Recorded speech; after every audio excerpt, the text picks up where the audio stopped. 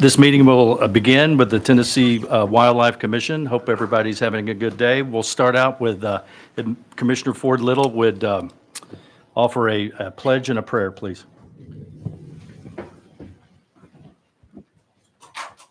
Let's pray together. Our dear Heavenly Father, we praise and glorify you as the creator of all things. We know that through you all things are possible. We thank you for this beautiful spring day. We thank you that we enjoy the freedoms that we enjoy in this country. And we ask a special blessing on the men and women around the world who are striving to protect us and guard those freedoms. We thank you for the leaders in our country, those in Washington, those here in Nashville, and those in city and counties around the state. We ask that you guide them in their decisions as they serve their constituents. We ask a blessing on Chairman Devaney, on our commission, on Director Maxidon, and the fine men and women who are serving in our agency. Help us to make good decisions. Help us to ensure that our actions serve you. As we gather here today for this meeting, help us to look to you for wisdom and guidance so that we may endeavor to ensure that future generations will enjoy the natural resources that we enjoy today. Most importantly, we thank you for your Son and his sacrifice and what it means for each one of us. And it's in his name we pray. Amen. Amen. Let's join in saying the Pledge of Allegiance. I pledge allegiance to the flag of the United States of America and to the republic for which it stands, one nation, under God, indivisible, with liberty and justice for all.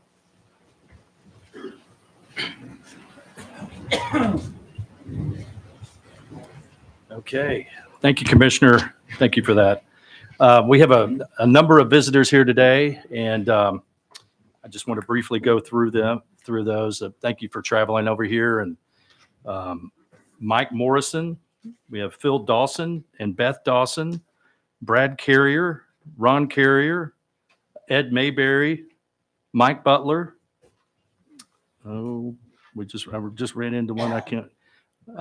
Ron Bailey, Rick Gill, Bill Cooksey, Jeff Thunderfeld, Will Whitfield, Clarence Dyes and Laura Dyes, James Petrie, Mark Gudlin, and Tony Phillips. I want to thank y'all for being here and traveling over here in this wet weather today. So thank you all.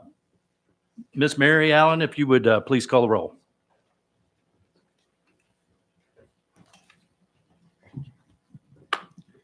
Monty Blue.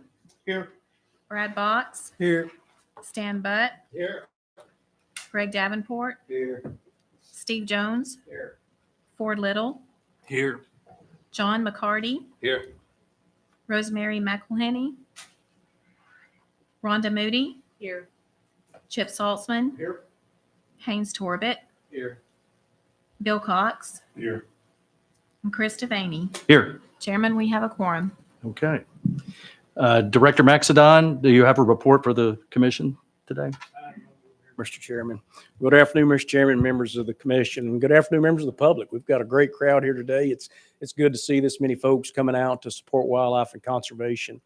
This time of year is particularly busy for the agency and our staff, and I'd like to kick off the meeting by thanking a few of those folks today.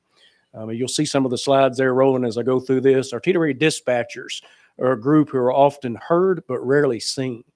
April is National Public Safety Telecommunicators Month, and we want to extend our heartfelt thanks to these dedicated team members.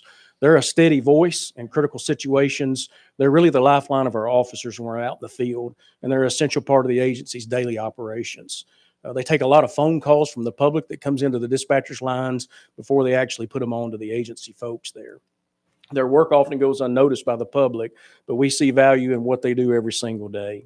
They play an essential role during critical emergencies, like the ones that we saw this past spring with flooding in the Dyersburg area. Most of you know our former friend and Commissioner Wally Childers was heavily affected by the flooding, as well as many of the other residents, farmers, hunters, and anglers in that area.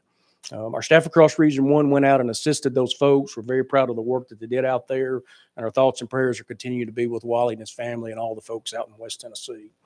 Yesterday was also another special day. It was National Administrative Professionals Day. We have a truly incredible group of administrative professionals that work in every division of the agency. These will be many of the folks that answer our frontline phone calls, the folks that you see out here in the lobby. And also want to particularly thank two that are with us today, Miss Mary and Miss Betsy. They assist us in the director's office. They also assist you as commissioners. So we're very thankful for all of our administrative assistants. We really couldn't make it without them. So thank you to all those across the state that are watching. Thank you for what you do every day to take care of us in the agency. Thank you for what you do to service all of our customers. We're very grateful for that. Also, since our last meeting, the agency had an opportunity to host the 17th National Archery in the Schools program. You all know that by NASP. That's the state championship at the Tennessee Miller Coliseum in Murfreesboro. There was close to 1,900 students that were there this year. What a great outreach event for that. It was represented, 97 schools were represented. They competed in elementary, middle, and high school divisions. We had TWA staff from all across the state that gathered to help make this event a success. So thank you to all the staff members. We've got many in the room that actually helped with that. I would also like to congratulate the young hunters from across the state who kicked off the spring turkey season there in the opener. They had a great opening weekend for the youth hunt. We all got many pictures. This is what it's all about. We've really heard some great success stories from across the state. It's always exciting to see the next generation of hunters getting involved in the outdoor traditions. Their enthusiasm is contagious. I know actually a few of the commissioners that took some of the youth, they sent great pictures, and it's really contagious for all of us. So thank you for what you put into the next generation. Thank you to all the hunters and the anglers that are here in the room and what you put into that. That's what it's all about. That's what we're really here for today is this season setting process. I want to thank our staff. They've put a lot of hard work. It takes us about 6 or 7 months to really prepare everything that we bring before the commission. So thank you to all the staff for the hard work you've put in preparing what the commission is going to be reviewing today and the committee is going to be voting on. I want to say thank you to the commissioners. Chairman Davenport, thank you. He's put a lot of work as chair in the Wildlife Committee this year. All the commissioners have. There's hours and hours that they put into studying the biology, studying the science that we present them. And most importantly, they get your public comments. So thank you to all the hunters that commented in. We're very grateful. We don't know what you have to say if you don't voice that to us. So we're grateful for the ones that took time to be able to do that. We're very grateful for the ones that are actually here today from taking time away from your families, your work schedules. So thank you for driving in and participating in this. Again, this is what it's all about.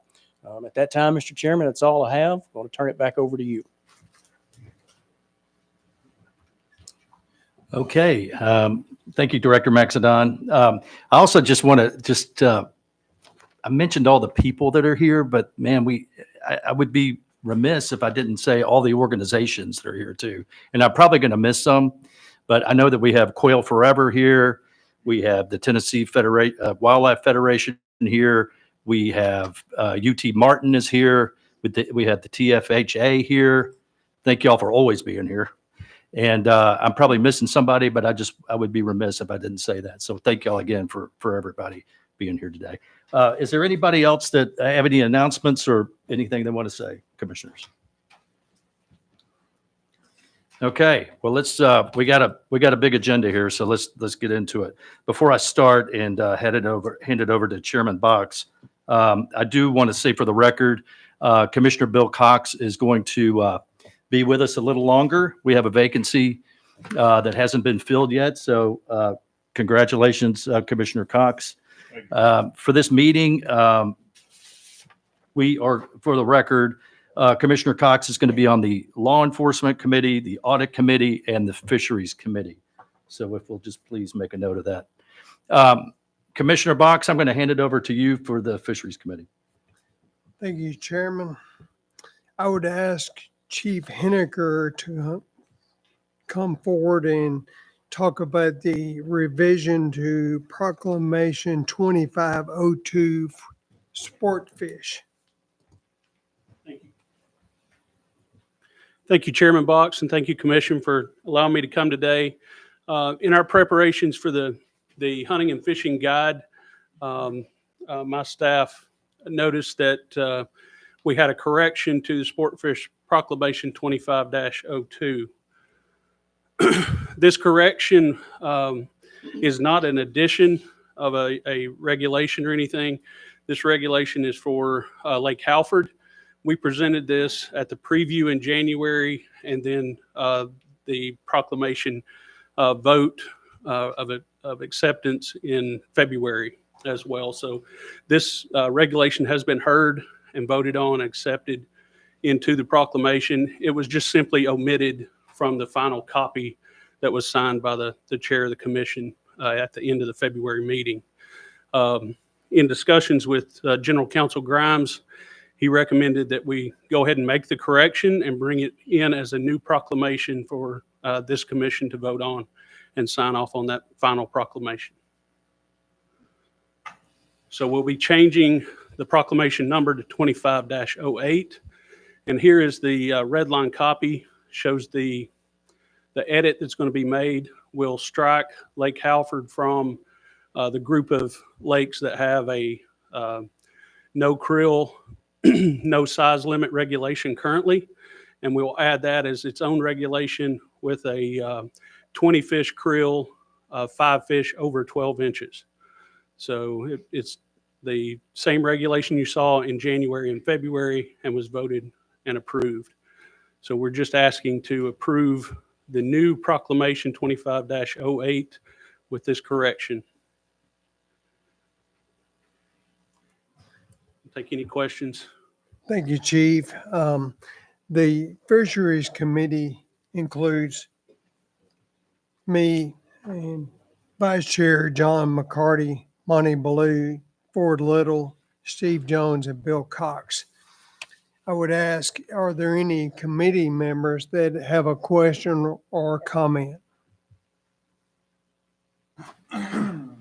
Any comments or questions from the full commission? Hearing none, I would make the motion that we revise proclamation 2502 and it will now be deemed 2508, and that with a second, it would be then referred to the full commission. Second. All right. With a second, all in favor, say aye. Aye. Any opposed? All right, the proclamation is referred. Mr. Chairman, that concludes the business of the Fisheries Committee. Thank you. Commissioner. Thank you, Chairman Box. We'll now go to Commissioner Davenport, Vice Chairman and Chairman of the Wildlife Committee. Chairman. Thank you, Chairman Devaney. We've got several proclamations today, and it's going to take quite a bit of time to get through these. So I wanted to kind of lay out some ground rules here. First, we will move the agency's recommendation before the committee. That will be done via a motion and a second. Only wildlife committee members may amend the agency's recommendations, and that must also be done with a motion and a second. I would ask that wildlife committee members ask their questions first, and then I will recognize the full commission to ask their questions. After all the questions, we will take up wildlife committee amendment motions, if there are any. If there are no amendments to the agency's recommendations, we will take a voice vote to refer the proposal as presented to the full commission tomorrow. If there are amendments to the agency's recommendation, I will take a roll call vote to add the amendment. Should the amendment pass, I will take a voice vote to refer them to the full commission. Unless the voice vote is not unanimous, then I will reserve the right to take a roll call vote. Please speak clearly into your microphone, and remember that agency staff must capture our comments so they can effectuate the bevy of proclamations that further our intent. So again, I ask your patience. I will move slowly through these. And I call Mark McBride, Assistant Chief of Wildlife and Forestry, to the podium.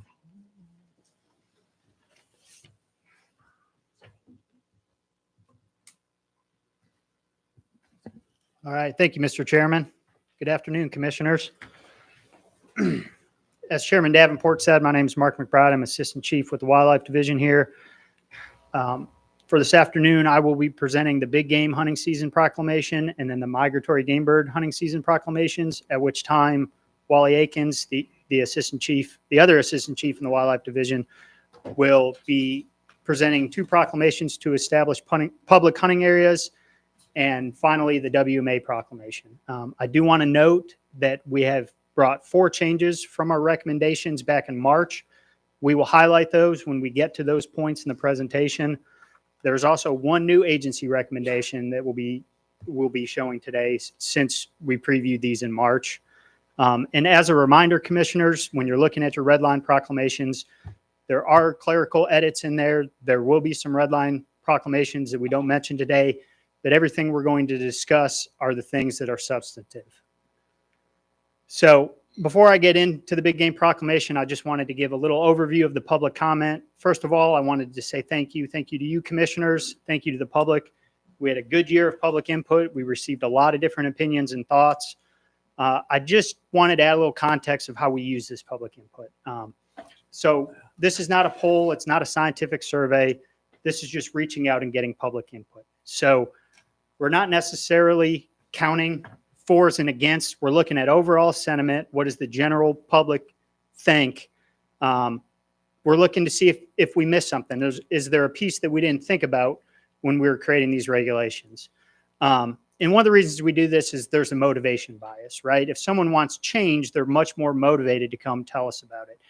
An easy to understand example that I like to use for this is public meetings. Generally, folks don't come to our public meetings to tell us that we're doing a great job, right? They're motivated to be there to tell us they want to see change, but they're not happy with something that we're doing. And that, generally we kind of see that with our public comment.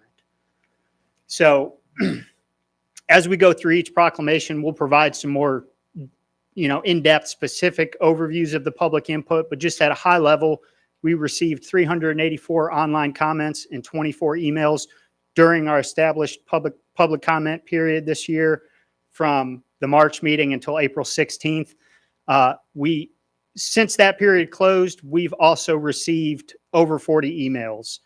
Most of those have been specific to straight wall cartridges, as I think that's kind of hit social media that this idea is out there and some people are interested in it. So we've still been receiving some emails. Commissioners, we sent you those emails so that you would have those last night, even though the public comment period was closed.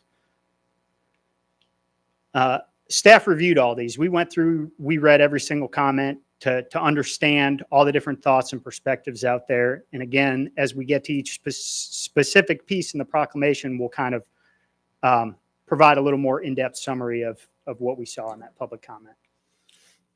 So with that, I'm going to go ahead and dive into Proclamation 2503. This is statewide big game hunting seasons and bag limits.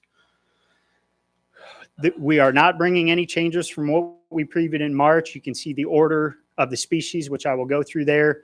And one thing I do want to note, when you all vote on this proclamation, we're not going to present this in a separate slide, but you will also be voting to add the allowance of fluorescent pink as suitable to wear in addition to fluorescent orange. That state statute has passed. So turkeys, we had 59 comments with turkeys this year. There was a pretty clear interest in an earlier opener.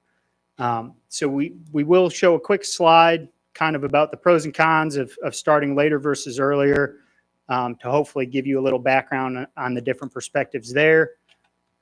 We did want to provide a quick update on the Mississippi River flood closure as well. And then lastly, we will show what the seasons will look like with the agency recommendation. Again, this is no change from the current structure. So about 3 years ago, the commission moved the turkey season later, and this was really in response to some research that indicates there may be a benefit to the overall turkey population with the later start. And since we've instituted that, we've seen a few positives come out of it, right? The youth hunting weather has been better, and the success has been much better, both for youths and adults. That later start, some more hens are sitting on nests. Gobblers seem to be more available for harvest and quicker to come to a call. Now, as far as the research, there's kind of some varying findings. There's a big body of research that indicates there may be an effect of starting the turkey season later where you've got better nest success and ultimately an improvement in the turkey population. There's also other research specifically in Tennessee that tends to indicate that may not be the case. There's not a positive effect regarding when you start the turkey season. Now, with an earlier start, we often hear from hunters that they really value the traditional experience of starting earlier. There's less foliage. There's way more gobbling. It's a much more interactive experience. Even if success is a little lower, you know, they've got to spend a few more days in the woods earlier in order to be successful. So just food for thought, commissioners. Last year, what the agency recommended was a start date of Saturday closest to April 7th. Depending on the calendar year, this start date would fall anywhere from April 4th to April 10th. This kind of balances all the pros and cons of the earlier versus later start. It acknowledges there's some uncertainty in the research. We do believe there's pretty broad public support for this. The season would always end before Memorial Day weekend, and it kind of balances that traditional gobbling, more interactive hunting experience that hunters get with an earlier start and the higher success rates of a later start. And then when you look at the youth season, this would functionally, what we traditionally had, this would have the youth season open later than the traditional youth season. Moving on to the Mississippi River flood closure, just for a little background, this is established in proclamation, and it outlines that big game hunting is closed in this area when the Caruthersville gauge reaches 34 feet.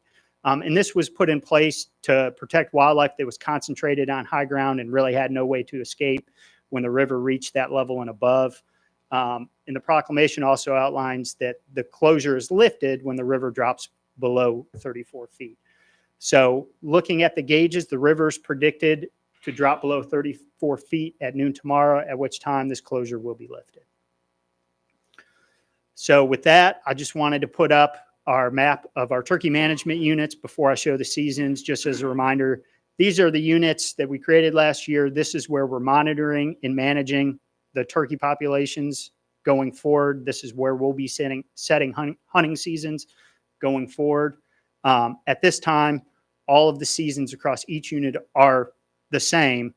And with the current structure, this is what it would look like next year. So the youth hunt would be the Saturday and Sunday, the first Saturday and Sunday in April, which is the 4th and the 5th, and the adult season would open April 11th. There's a 2-bird bag limit, only one of which can be a Jake. The fall season structure remains as it has for many years now, except that the change instituted last year where the fall bag limit is now 1 male turkey statewide. Another note, hens, there's no bearded hen harvest. No hens are legal for take at all in any of these seasons. So with that, Chairman, would you like me to move on to deer and finish the big game proclamation at this point? Yes, please. Okay, so moving on to deer, we had 125 comments during the public input period. This just includes the public comment that we received during that period. So we have received a bunch of additional emails outside of that in these last few days. Commissioners, as I mentioned, we forwarded those to you, so they are in the record. At a high level, we get a broad swath of comments on deer every year. There's a lot of mixed opinions and thoughts on season lengths, bag limits. We've got a lot of individuals that want highly restricted short seasons with 1 buck bag limits, to individuals who want longer seasons, higher bag limits, and every variation in between.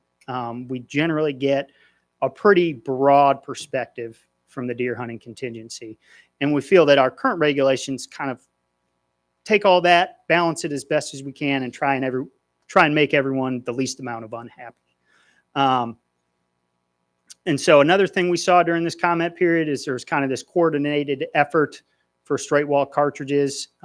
You all received some of those emails. So we did get a lot of comments specific to that. And lastly, we did hear from some small game hunters that expressed satisfaction, especially in West Tennessee, with the shorter deer season that we had this year and their ability to get out and small game hunt a little more in January. So specific to deer today, I'm going to go through kind of a high level overview of just some of the agency information and thoughts that we've collected about the straight wall cartridges during muzzleloader idea. I'll talk real briefly about President's Island and an update there, and then we'll go into the recommended deer season structure for next year. Again, same as current, we're not recommending any changes. So at a high level, when we look across our whole hunting population, we truly don't feel that there's broad public interest in moving away from the traditional structure that we've had for many years of archery, muzzleloader, and gun. A lot of people view kind of these special seasons as small niche things, and they add a lot of complexity. So we do feel like across our average hunter, they're pretty satisfied with where things are now. Now, this has been coming for a few years. We've been hearing about this on and off for a number of years.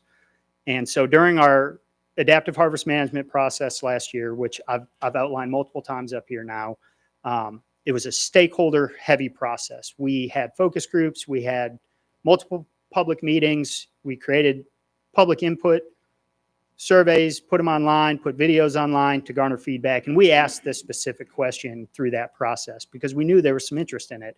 And what we saw is there was a pretty even split. Some folks really liked the idea. Others felt like it just added complexity, maybe took away from the kind of the heritage that muzzleloader season represents. And so they weren't interested in it. One of the key pieces they often pointed out is that these weapons are illegal during all 40 plus days of gun season. There's no shortage of opportunities for individuals to use these if they please during the gun season, whereas they felt like their small segment, their 14 days of muzzleloader season, they wanted it left alone. So another piece of this, and you guys probably noticed this, through all the public input we've gotten, there's a pretty large complexity within this request. And at least from the agency standpoint, we're not clear exactly what the request might be. Some are kind of narrowly defining straight wall cartridges as weapons where there's single shot, there's an exposed hammer, they're limited to what calibers can be used. Some of the other comments, move all the way up to some of these AR platform straight wall rifles that are semi-automatic. We've received some emails saying, I heard shotguns are now going to be legal in muzzleloader. So I think there's kind of a lack of general understanding of what specific weapons are really being requested here.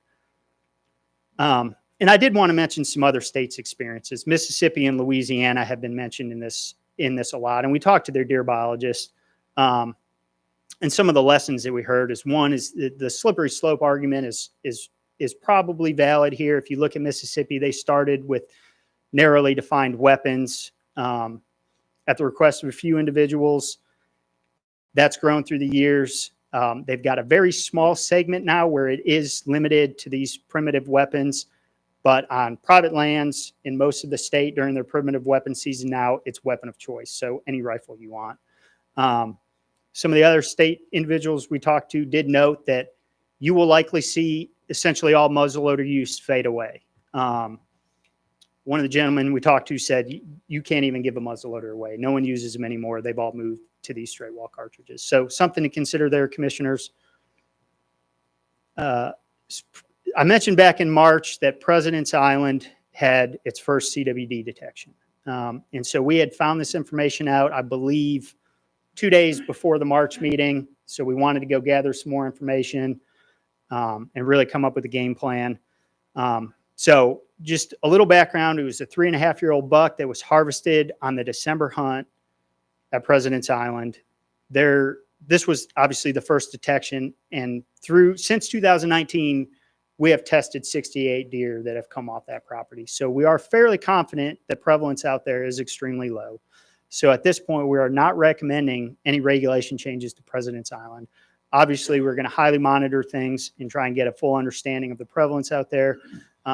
But we did want to note that this does present a great opportunity to do some research.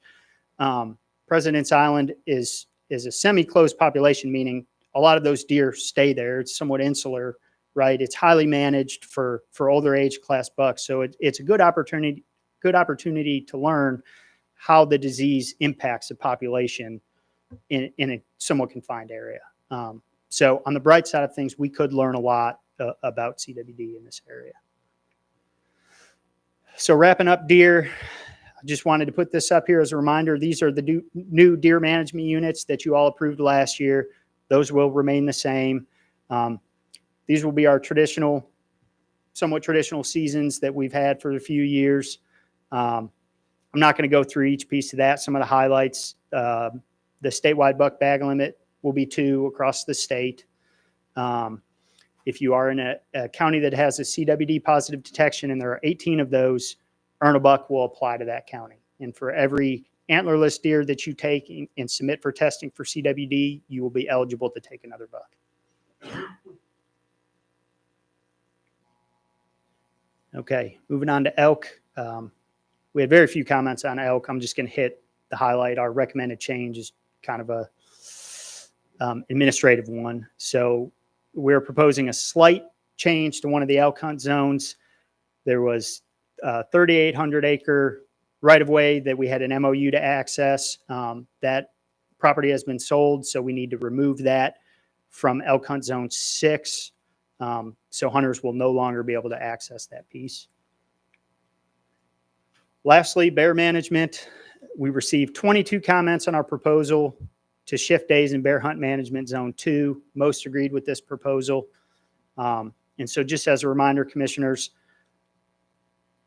bear hunt zone 2, which encompasses the Gatlinburg area and Sevier counties, there's been a lot of kind of high profile human bear conflicts there. The city has really stepped up and tried to educate folks and enforce feeding laws that they have in Gatlinburg. And we feel like adding some additional opportunity to hopefully put some hunting pressure on those bears could help address some of those conflicts. I say that to also say hunting is not the solution to this, right? Garbage management, attractant management is ultimately what needs to happen to help reduce these human bear conflicts. Hunting does have a role in that, so we're proposing shifting some hunting days from December when bears are not nearly as active earlier into October, with the hopes that as bears are more active, harvest will increase. And so if you see that calendar up there, those green days are the 9 days that would be moved from December earlier into October, and how they fit in with the yellow days, which are the existing bear hunt zone 2 days in October. So with that, the agency recommends passage of Proclamation 2503, statewide big game hunting seasons and bag limits. Thank you, Assistant Chief McBride. I know the agency has spent a lot of time, particularly this week, just getting things together. So on behalf of the commission, we appreciate that. I will move to adopt the agency's recommendation of Proclamation 25.03, big game hunting seasons and bag limits. May I have a second? Second. All right, now I'd like to open it up to public comment. Just out of respect for everyone's time, please limit your comments to 3 minutes. And just be reminded, it's not a question and answer session. It's just for public comment. Yes, sir. Thank you for clarifying that. This is just for the big game Proclamation 2503. So if you've got questions related to other proclamations, there'll be time to comment on that.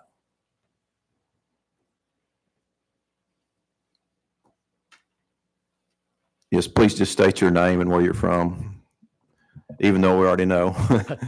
I'm Bill Cooksey. I'm from Parsons, Tennessee, and I appreciate y'all letting me be here today. I'm the Partnership Program Director for the Tennessee Wildlife Federation, and I'm going to kind of get off of what I prepared because we've already talked about one of the main things we want to address, and that's straight wall cartridges. Our board of directors unanimously approved a resolution in 2018 instructing us to take a look at possibly introducing straight wall cartridges into the muzzleloader season in Tennessee. Pandemic got in the middle of that, so it pushed us back a little bit. We feel like today is the time to go ahead and push this forward and see what people think about it. one of the things that was brought up is this slippery slope about private lands, if you put it on private lands. The private landowners get to make their own decisions if they want to limit what is being used on their lands. So if you don't like straight wall, you can, your club or you on your own land, you don't use it. You don't allow it to be used. If you want to make center fires, modern rifle legal, that's up to y'all. That's not what we're asking for. And within our board resolution, it was very specific. I brought it with me, and I think we emailed that to y'all as well, where it does it's a 35 and above, single fire, single shot. It listed several different actions that would be, legal and an exposed hammer. And that also included shotguns in the board resolution. They fit that criteria. We conducted a survey over the last several weeks, and we also sent that to y'all, I believe. We had 519 respondents. 99.8% are Tennessee hunters. 99.6% are deer hunters in Tennessee. 77.8% support allowing single wall or straight wall cartridges during muzzleloader. 74 felt strongly. They gave it a 10 out of 10. 71.7 said they would use them. 54.5 said they would hunt more if they were legal. 32.6 said it would actually bring them back to hunting during the muzzleloader season. Those are significant numbers. The other thing we wanted to talk about today is turkey season.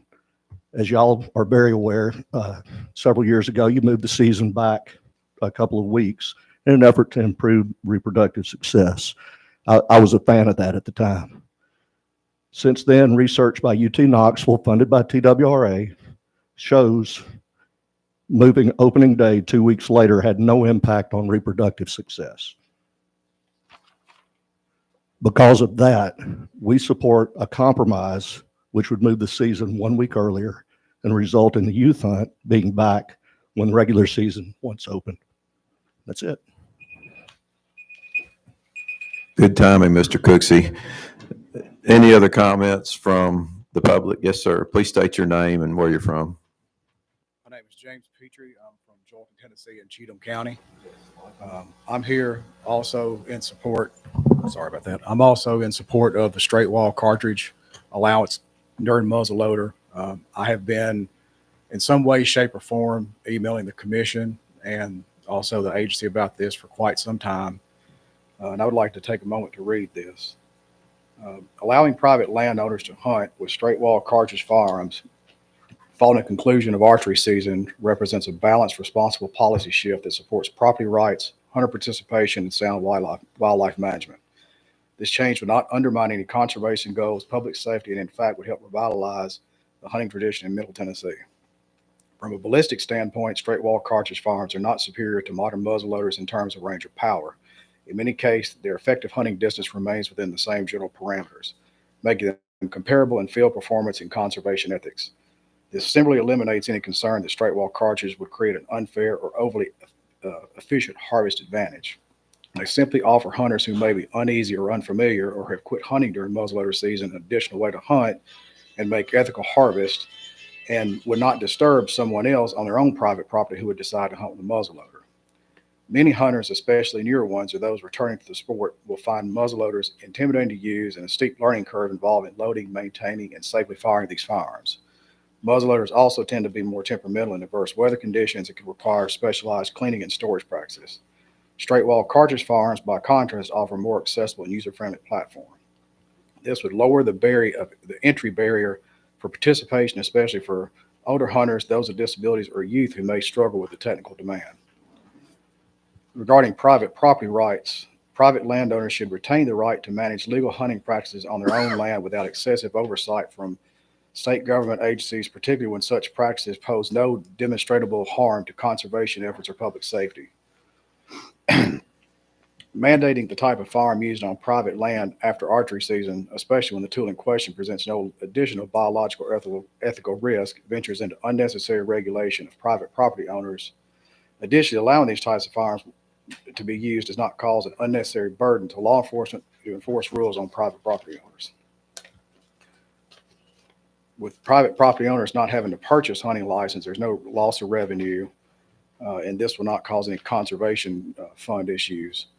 And in conclusion, at this point, from what I have researched, there's no sound biological, ethical, or financial reason to deny private landowners the option to use these type of firearms after close of archery season. These firearms pose no risk to wildlife populations than existing muzzleloader allowances and offer a more accessible path for participation for many individuals, such as a policy respect for private property rights, fosters responsible hunter recruitment, and supports the future of Tennessee's outdoors heritage. Thank you for letting me speak today. Thank you, Mr. Petrie. Any other comments from the public? Hello, Commissioners. Thank you all for being here, and thank you for allowing us to be here. Can you state your name? Yes, sir. Yes, sir. Ryan Bailey with the National Sportsman's Club. I'm also a landowner and a farmer here in Tennessee. I'm in support of the expanding the muzzleloader season to straight wall cartridges. From here on the slippery slope, it sounds a lot like the same path we went down with archery. You know, if you look at any forums from hunting out west, there's still arguments over traditional bows, compound bows to crossbows. And what it's done is it's increased more hunters, more revenue. And if we already have a problem with CWD on an island like this, sounds like more hunters out during particularly the rut here in Tennessee. Sounds like a good thing. Thank you. Thank you, sir. Any more comments from the public?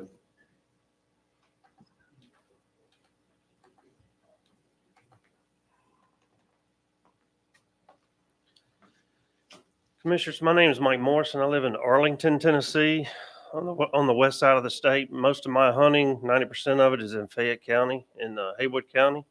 A lot of it is at the epicenter of where chronic waste began in the state. I know early on the thought was we got to flatten the curve to flatten the herd.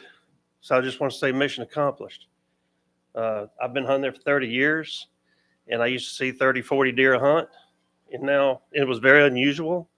I guess that's me. It was very unusual to have a hunt where you didn't see a deer. Now it happens all the time.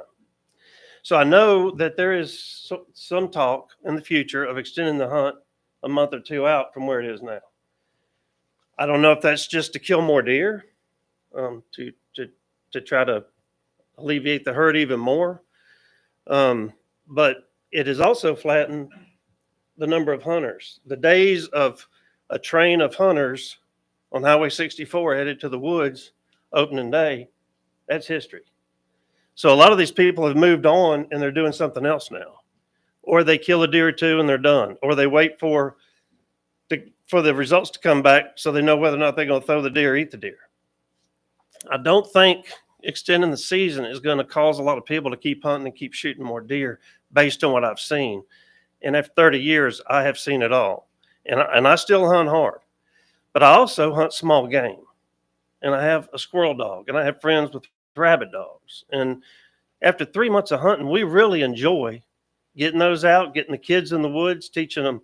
I have kids at church. Just helped one kill his first turkey last weekend because we got washed out opening day. And teaching them woodsmanship and gun safety and utilizing that 2 months. Deer hunters have 3 months. Small game hunters have 2 months. If you dip into that, and I know there's reasons, by some people to have pushback, but if you dip into that, you get a couple of weekends of rain and there's no small game hunting hardly at all. So I just don't want to take that away from what we already have and lose that opportunity. I would say if a hunter cannot kill his target buck in 3 months or fill his freezer, even with the deer herd like it is today, they probably need to hone their skills or sell their weapons. And with that, that's really all I got to say. Thank you. Thank you. Any more public comments?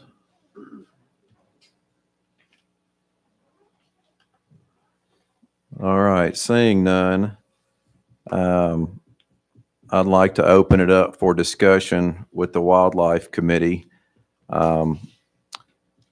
Just to repeat who the members are, We've got myself, Steve Jones, Vice Chair, Brad Box, John McCarty, Rhonda Moody, and Rosemary McElhaney. At this time, I would just encourage discussion and question and answers of Assistant Chief McBride. And if you have an amendment, we can move into that shortly thereafter. So any questions or comments from members of the Wildlife Committee?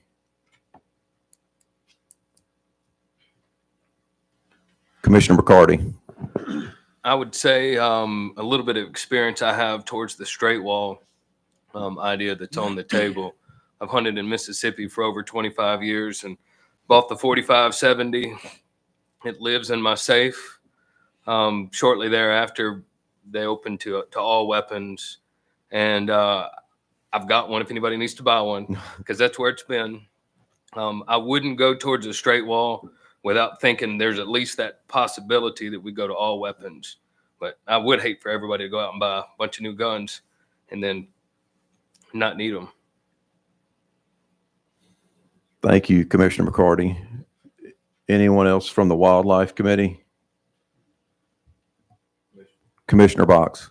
Mark, last month we talked about the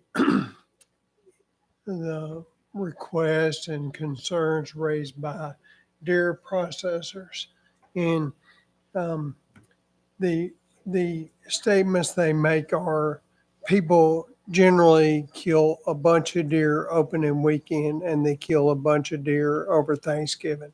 And Commissioner Ballou shared information up in Paris where the processors were just overrun.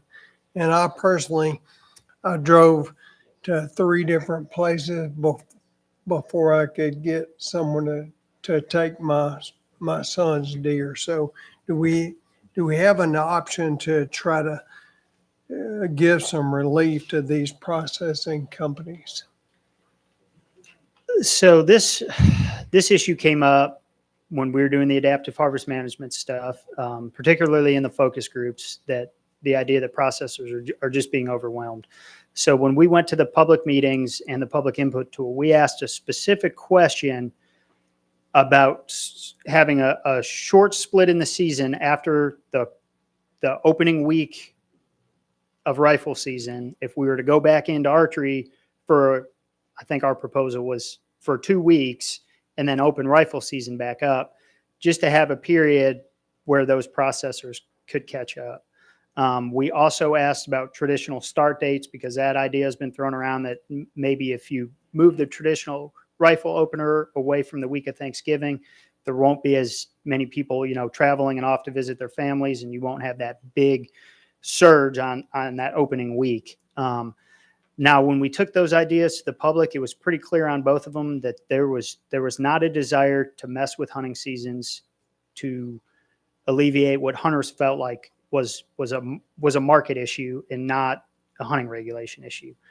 They felt like it was not the agency's role to try and solve a problem for a private business through hunting regulations.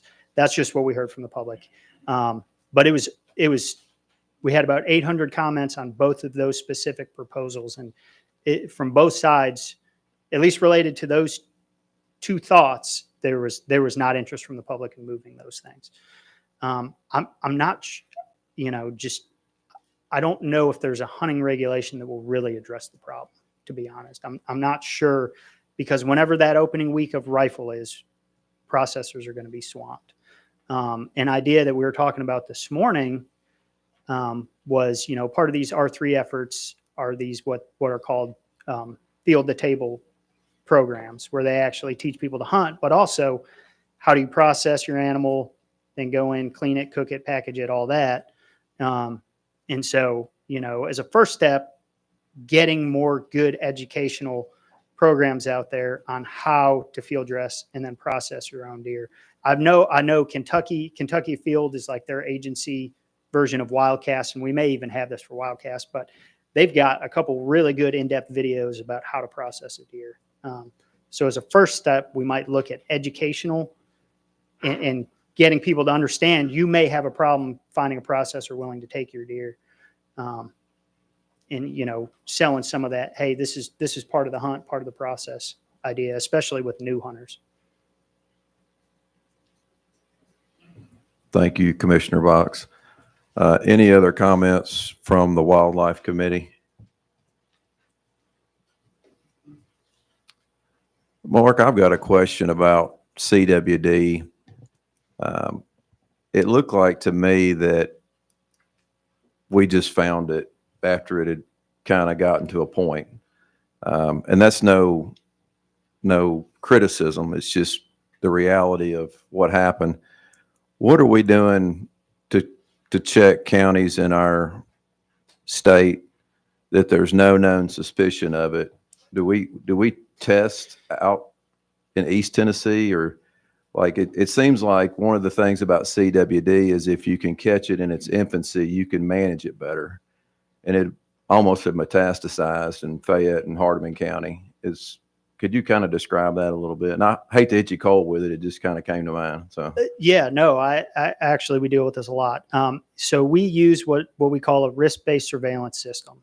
And so it is based off, it's run by, I shouldn't say it's run by, we're in conjunction with Cornell, a lab at the Cornell University.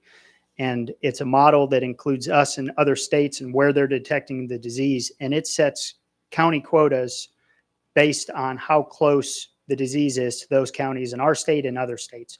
So every single county, we do tests in every single county, and every single county has a county quota that's based on the risk of the disease being found there based on its current geographic location, the disease's current geographic location. And those quotas are set so that if we detect the disease, we're anticipating we detect it below the 1% threshold, below a prevalence rate of 1%. So it's all designed to catch it early wherever it might show up. thank you. That's encouraging. Any comments from the full commission? Commissioner Little. I sent an email to the Wildlife Committee, and I appreciate Chief Benedict responding to some questions that Mr. Davenport, or Commissioner Davenport, presented to him. You saw the response to by some of the hunters that they would like to move turkey season back earlier. And I probably joined them in saying that I would love to see it go back to what it originally was before we recently changed it.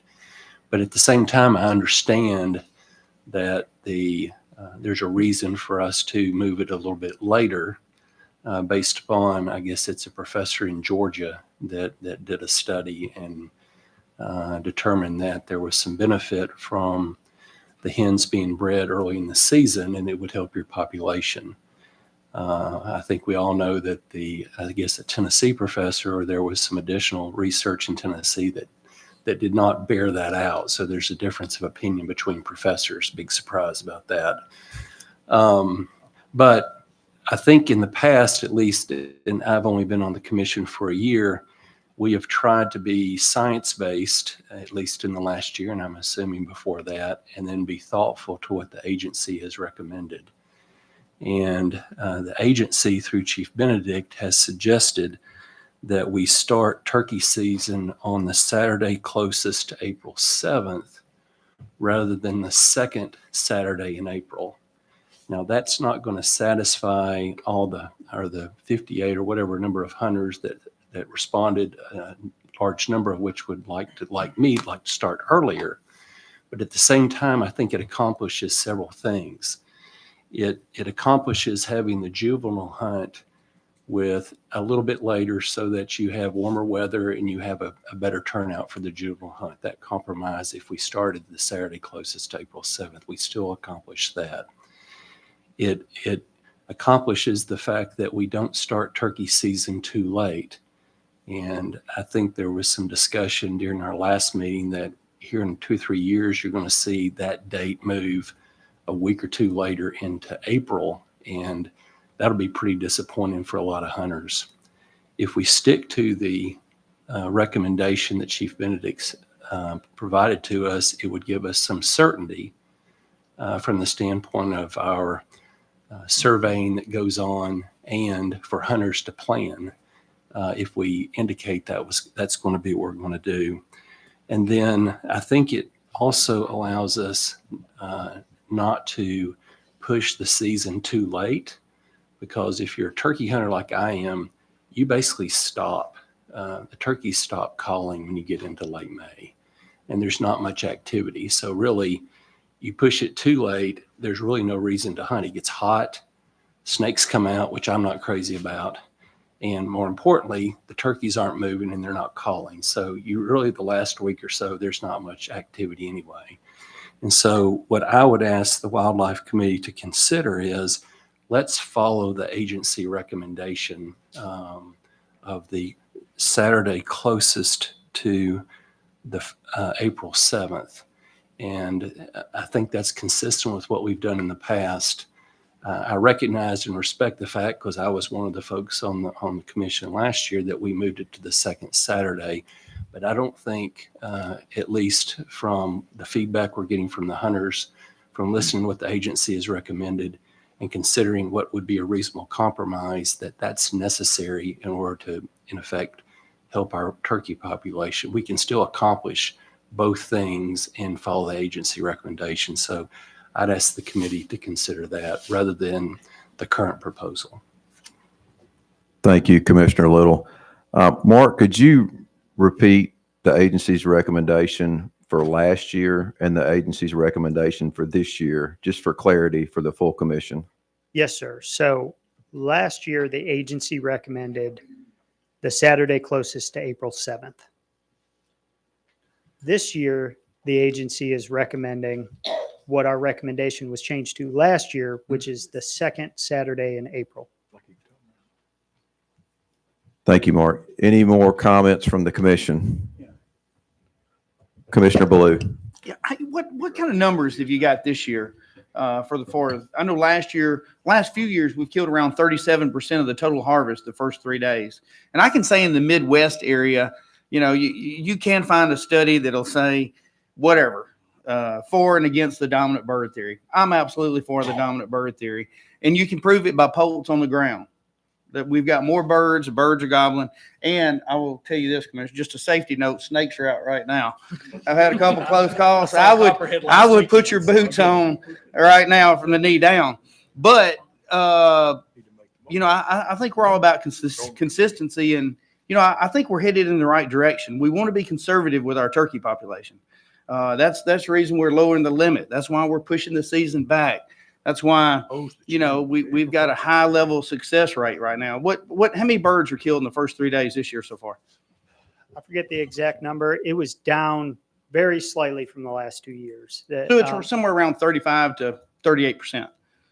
Well, I don't have the percent yet because we haven't had the full season, but it was just straight numbers wise. I think normally we were around 10,000 birds or a little over, and we were just shy of 10,000 birds. Yeah, I was just talking about comparing it to last year's total harvest, but I think it's a good thing. And the other thing, Commission, is I think there's something to be said for consistency. Once we set something, stick with it and move forward. I understand, but we're talking about 7 days. We're talking about 7 days here is what we're talking about. So, but anyway, that's all I've got. Thank you. Thank you, Commissioner Ballou. One other day, I'm sorry, Chairman. The other thing about deer hunting, just real quick, the only comment I've got on that, I would agree with the agency's recommendations. Last year and for several years, we've had a doe-only season at the end of the season. I have had numerous comments, phone calls, texts, and emails about requesting that back. A doe-only season is a 5-day season. What it was, we could make it a 3-4 day, whatever, that would attach to the end of the season. No more bucks can be harvested. I asked why that, because you can kill a doe from the end of September to the end of the season now. You've got numerous days. And in our area, Unit 1, you can kill 3 does a day anytime during that season. The landowners that I spoke to that replied to me said they wanted the doe-only season. Nobody's trophy hunting. It gives them an opportunity to get out and take another deer or two off their property. It would not be a WMA or a public land issue. It would be private land only, deer hunt, 3-day, 4-day hunt, whatever we decided to make it. And then also you got to look at just a few months. If we don't do that in January, which I don't know how many deer we would harvest in that. I would have to look back and see how many we have had harvested during that 5-day doe only season. But just a couple of months down the road, we're going to be issuing numerous depredation permits to farmers to kill deer in June and July to save bean and corn crops. And the deer are not going to do anything but lay there and rot in the field. You know, there's nothing that you can do with a deer in June, hardly. And then talk to Farm Bureau about car versus deer statistics. Or not Farm Bureau, but any other agency in West Tennessee. When I was working the road, you'd work 5 or 6 deer wrecks a night. It's nothing, you know, and I don't know about the rest of the state of Tennessee, but in Unit 1, in most counties, we have an abundant deer population. So I don't think a 3 to 5 day doe population, doe hunt only, would impact us, you know, any way, shape, form, fashion, other than allowing them another opportunity to get out in the field. So thank you.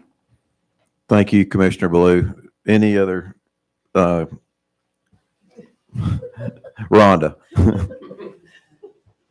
Sorry, we're sharing. I know that's hard for you. Give me that microphone. Get your hand off my microphone. First of all, this is out of the committee line admission, but I do want to welcome my partner in crime here to my left. I really hate that you missed Buffalo Ridge. You know, that one meeting that I was looking forward to welcoming you back. And did you kill a big one? Texas turkey? That's all that matters. Sorry, I digress. Speaking of turkeys, though, I was really pleased with the juvenile harvest this season, even though, you know, we had bad weather and all that. I personally would, and I see Ford's point, I understand, but the split and the difference, the one week back, I guess that would make it the Saturday closest to April 7th. Am I saying that right? That what we're looking for. I would propose to make that amendment and have that be our change our turkey date. That's what we are discussing, correct, in committee? Commissioner Moody, am I understanding that you want to go with the agency's recommendation of the second Saturday in April, or you want to change it to the Saturday closest to April 7th? Saturday closest to April 7th. Okay. Let me get the rest of the commission's comments, and then we'll put that in the form of amendment if that's what you want to do. It's fine with me. Okay. Thank you. Yes, ma'am. Any other commissioners? Commissioner Butt. Mark, explain the logic of moving your recommendation from last year to this year to the second Saturday in April. The commission moved our recommendation last year to the second Saturday in April. Okay, I guess I misunderstood what you were saying. So the recommendation from last year from the agency stands in for what Commissioner Moody just stated. Yes, what Commissioner Moody is asking for was our agency recommendation last year. It is not our agency recommendation this year. We are recommending no change this year. Okay. So one other thing, I've had a request from a previous commissioner and who has also discussed with many of the hunters in what's now known as Zone West to exclude that zone from the recommendation. But I would like a little discussion because based on what happened this year, the opportunity to hunt a week before would have been available versus the Obion flooding and flooding of the nest and probably destruction of much of the potential brood that was going forth. So historically, they think that what was done several years back to move the hunt season forward 2 weeks has benefited them tremendously, maybe with the exception of the birds on the bluff. But for the rest of the area, then they would like to see it remain the 2-week forward movement. So I just wanted to bring that up for discussion. If anybody has comments about that. So I promised that I would do that. So with that being said, that's all I have. Thank you, Commissioner Butt. Any other comments from the commission? Commissioner Cox. Thank you, Mr. Chairman. I've got about 4 things. Mark, and I may have asked this before, but I've forgotten. In the elk hunt, draw hunts, and we talked about this a little last night, the OHV riders are not restricted from the hunting area. Is that correct? That is correct. That doesn't seem fair to the elk hunters to me that put in for a once in a lifetime tag and a side by side rides through their hunting area when they might be working an elk. What can be done about that? We should be able to restrict that week or those weekends or weeks when the elk hunting is going on.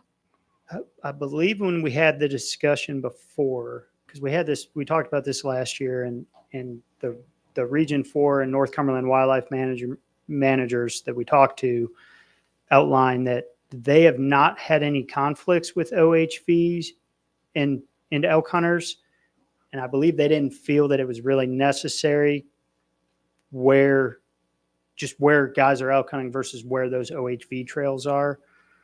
I think we can talk with John Mike if he'd like to add anything, but I think it would get very complicated to restrict those OHVs considering the number of trails. Well, I've talked to Chris Nishan, who guides up there, and on 2 different occasions, 2 different years, he's had a bad experience with an OHV riding through. And he and I were just talking. He didn't call the agency to report anything. So there's some of that's going on, and you're just not hearing about it, I believe. So I don't know what we can do. But my next thing, I support the straight wall cartridge.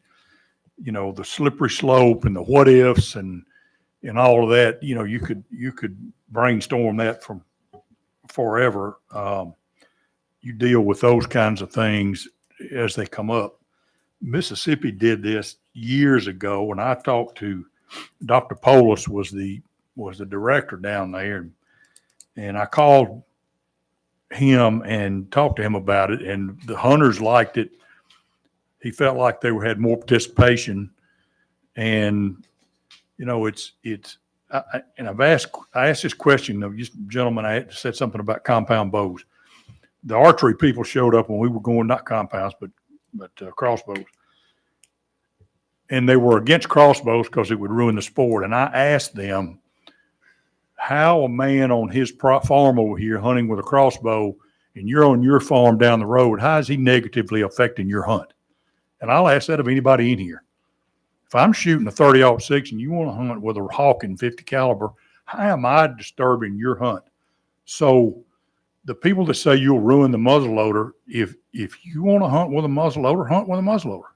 I think you'll open it for more children to hunt when you don't have to load and reload and clean and do all that with the muzzleloader. So I'd like to see that pursued. The turkey, I'd really support the April 7th. Or the closest to April the 7th. I think the reason that it's coincidental, but I think, and Roger would probably attest to this, we've had really good hatches for 2 or 3 or 4 years is the reason you're seeing more turkeys. It ain't got a thing to do with moving it 2 weeks. Stan sent us pictures of a turkey nest that had 12 or 13 eggs in it that was the turkey had to start laying the first week of April or about the 7th of April, which means they're already bred. So, and they only have to be bred once to lay all of her eggs. So I think that moving it to closest to April 7th is good. I know this probably won't get legs, but I'm still disturbed that we're not doing anything extra in CWD zone. I think that Fayette and Hardeman County have lost their deer. Those 6 counties around there should have more opportunity to kill more deer to try to keep it from turning into the prevalence rate that Hardin and Fayette County have got. So except for the OHV, I'd like to hear, I mean, the rest of it, answer is. See if John Mark or somebody, John Mike's got an answer for that. John, would you mind, Chairman, if I could ask John Mike, Region 4 Program Manager? Certainly. Thank you, John. Welcome back, Commissioner Cox. Now, there has been a few, far as a lot of it is noise off and on, and part of it is those elk hunt zones are 5,000 plus acres. And a lot of it is where people start working an elk and chasing around just like turkeys. You may start in part of the zone where you're not even near an ATV trail or OHV trail, and the elk starts moving, you're chasing it. It's part of it's a happenstance. I've heard Chris's story, and it was one of those where he was hunting close to a trail. So that's a give and take type thing. The other thing you got to remember is all the elk hunts are in October. October is also the premium month for our squirrel hunters to be coming out.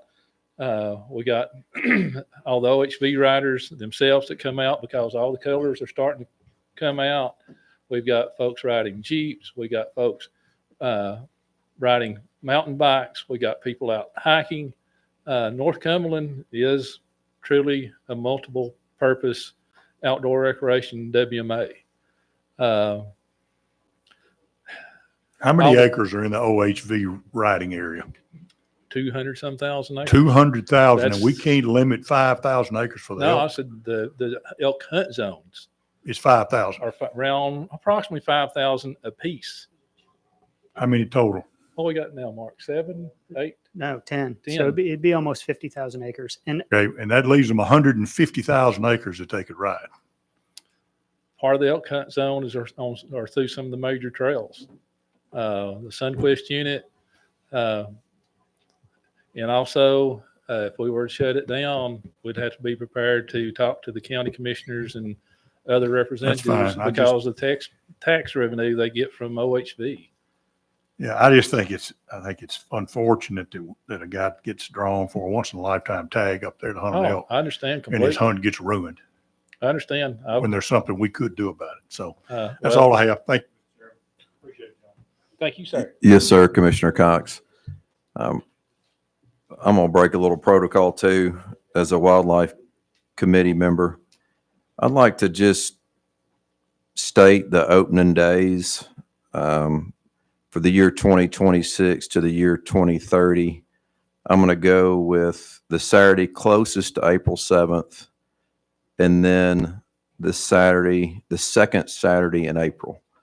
So the Saturday closest to April 7th would be the agency's 2024 recommendations, and the second Saturday would be the agency's 2025 recommendations. So 2026, it's April 4th and April 11th. 2027, it's April 10th and April 10th. 2028, it's April 8th and April 8th. 2029, it's April 7th and April 14th. And 2030, it's April 6th and April 13th. I'd also like to point out one of the things that's been really great about the delayed turkey season that I don't think a lot of commissioners really thought might happen. But I want to tell you the agency's juvenile hunt for Youth Weekend for the last 5 years. 2023 was when we delayed the first season. So 2021 and 2022, the juvenile hunt would have been a week before the first Saturday in April. Is that correct, Mark? yes, sir. All right, thank you. So for 2021, we had 1236. For 2022, we had 1185. The year we changed the season, we jumped up to 2197.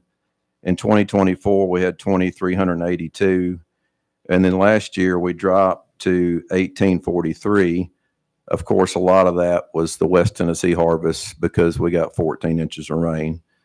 So there has been a substantial increase in juvenile success because of these regulations. Any more comments from the commission? All right, I'm going to move into accepting any amendments to Proclamation 25-03. And just please state your amendment if you have one as clearly as you can so that Tori can get a good record of it. Commissioner Moody. Thank you. I'm looking at those dates again. This is as clear as mud when it comes down to it. And I am the biggest cheerleader for not changing anything all the time. We need to simplify these rules and regulations. We need to quit changing them every year and let the science do its thing. And so we know what we're doing. Sometimes I feel like we're just beating our head against a wall, but looking at this, the actual dates, it really, I hate to say, it's like we're splitting hairs. I mean, it really does. I want to make everybody happy, which, I am realistic and know that cannot happen. But I'm on the fence, and actually now I'm going to retract. I'm all over the place. I'm sorry. But the current season structure, it's not going to make a difference until, 6 more years? 4 more?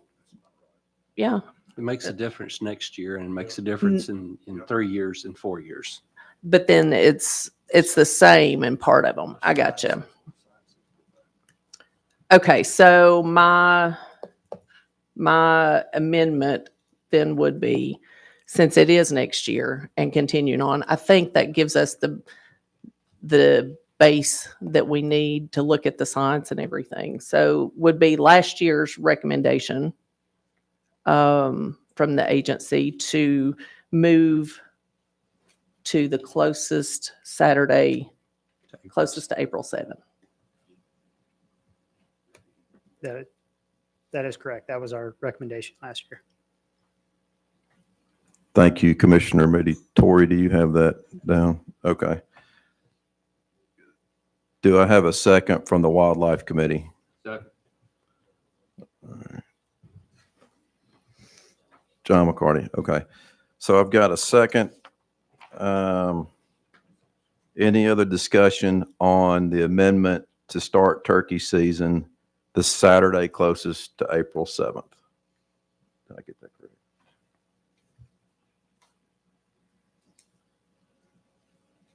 Hearing none.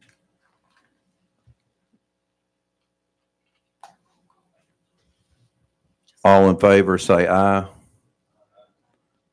All opposed, nay. No. All right, so we've got a split vote. So I'm going to do a roll call vote. All right. Commissioner Moody. Yes. Commissioner McCarty. Yes. Commissioner Box. No. Commissioner Jones. So we're voting on the amendment, which is not, can you add some clarification? Sure. I'll restate the amendment. The amendment is to modify the start of the turkey season to the Saturday closest to April 7th. And the recommendation by the agency is? I'm going to have Mark restate that. The second Saturday in April. Yeah, but you have to realize last year they made the recommendation for what the amendment is. So that was my next question. Where are we now? We are currently at the second Saturday in April. Okay. You know that the agency's not going to recommend and go against what the commission voted on last year. They're going to make a recommendation. I understand that. Okay. I understand that. I'm going to vote nay as well. No. So the amendment does not pass.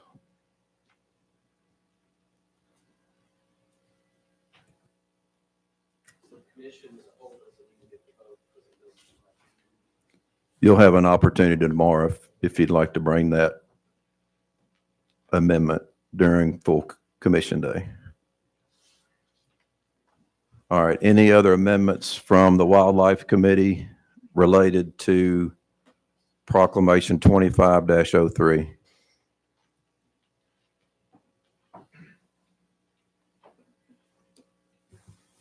All right, seeing none.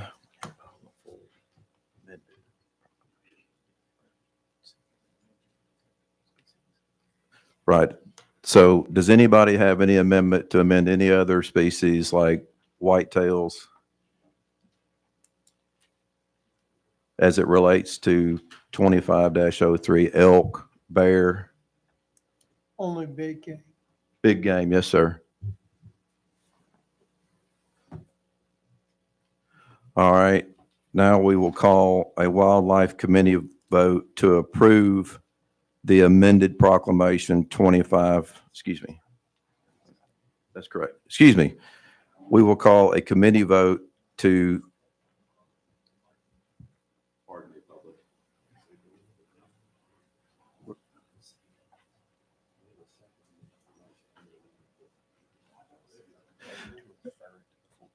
right. All right. So I'm rubbing the green off my horns a little bit here, so thanks for your patience. We need to vote on Proclamation 25-03 to refer it to the full commission. All in favor, say aye. Aye. All opposed? Proclamation passes. Let's take about a 15-minute break and reconvene at 2:40.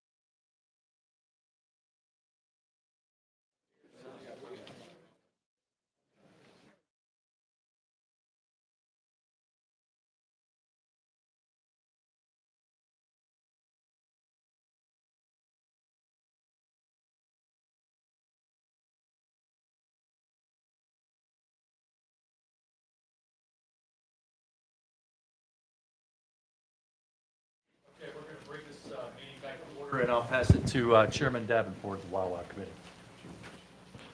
Thank you, Chairman Devaney. We will now entertain Proclamation 2504, Migratory Gamebird Hunting Seasons and Regulations. Mark? Thank you, Chairman. All right, this should go a little quicker. So just as a reminder, Commissioner, all of these season dates and bag limits fall within the federal frameworks. Most of these are just date changes to reflect the upcoming 25-26 calendar. There are a couple changes as required by the Federal Register that we wanted to make you aware of. The first is that there will be no September teal only days this year, just a 5-day wood duck and teal season. There's one bag limit change during the regular duck season, and that is the northern pintails. Their bag limit is increasing to 3 per day. And then lastly, we do have some goose changes to highlight for you from what we previewed in March. So on the screen here, you'll see the regular duck season for this upcoming year. This is the same structure that we've had for a number of years now, with the youth dates and veteran dates highlighted on the bottom there.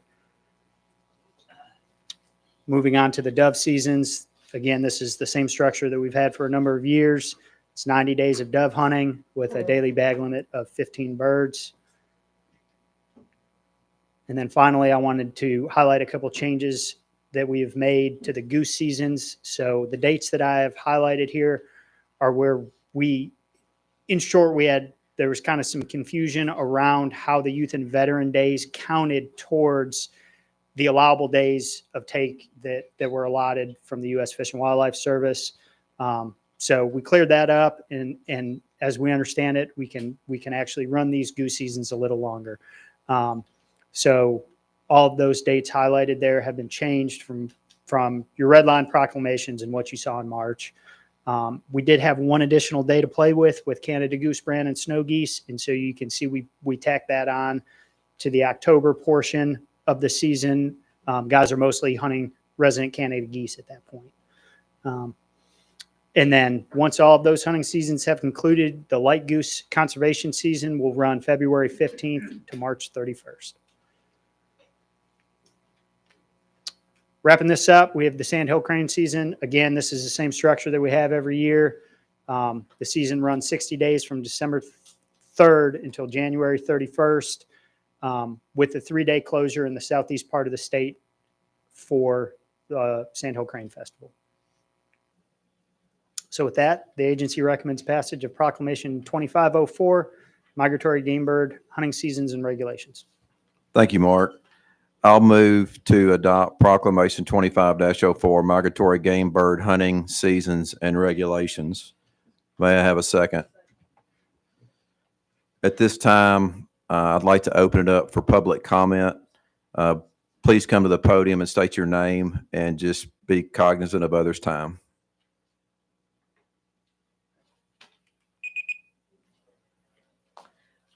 I should be short with this. I just want some clarification. I know it's more of a comment period, but just a question. Are we considered a one-zone state now with the feds to where we can have another split? We are not currently. That election will occur in August of this year. Okay, thank you.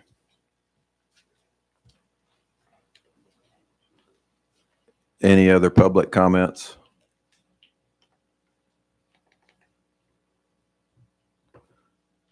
Seeing none, any comments from the Wildlife Committee regarding Proclamation 25-04? Any comments from the full commission? One quick one. You know, Commissioner Ballou was a little cavalier with a no big deal on a week of turkey season. Let's take a week off the end of duck season. How about that? What do you think about that? How much longer is he on here? What? Long enough. God.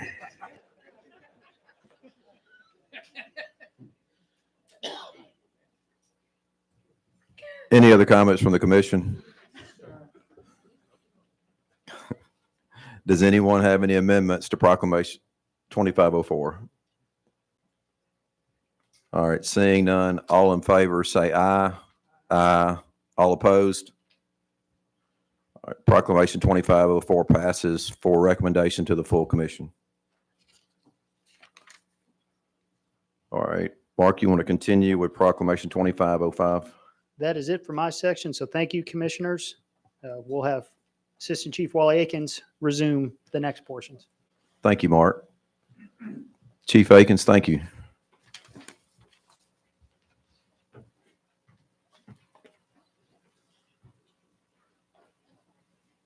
Thank you, Chairman Davenport. My name's Wally Akins. I'm Assistant Chief of the Wildlife Division over the Habitat section, which includes our WMAs and our Forestry and Private Lands program. First proclamation I have is to establish a new public hunting area at Scotts Gulf Centennial State Park in the White and Van Buren County, 6,500 acres, and it borders Bridgestone Firestone WMA.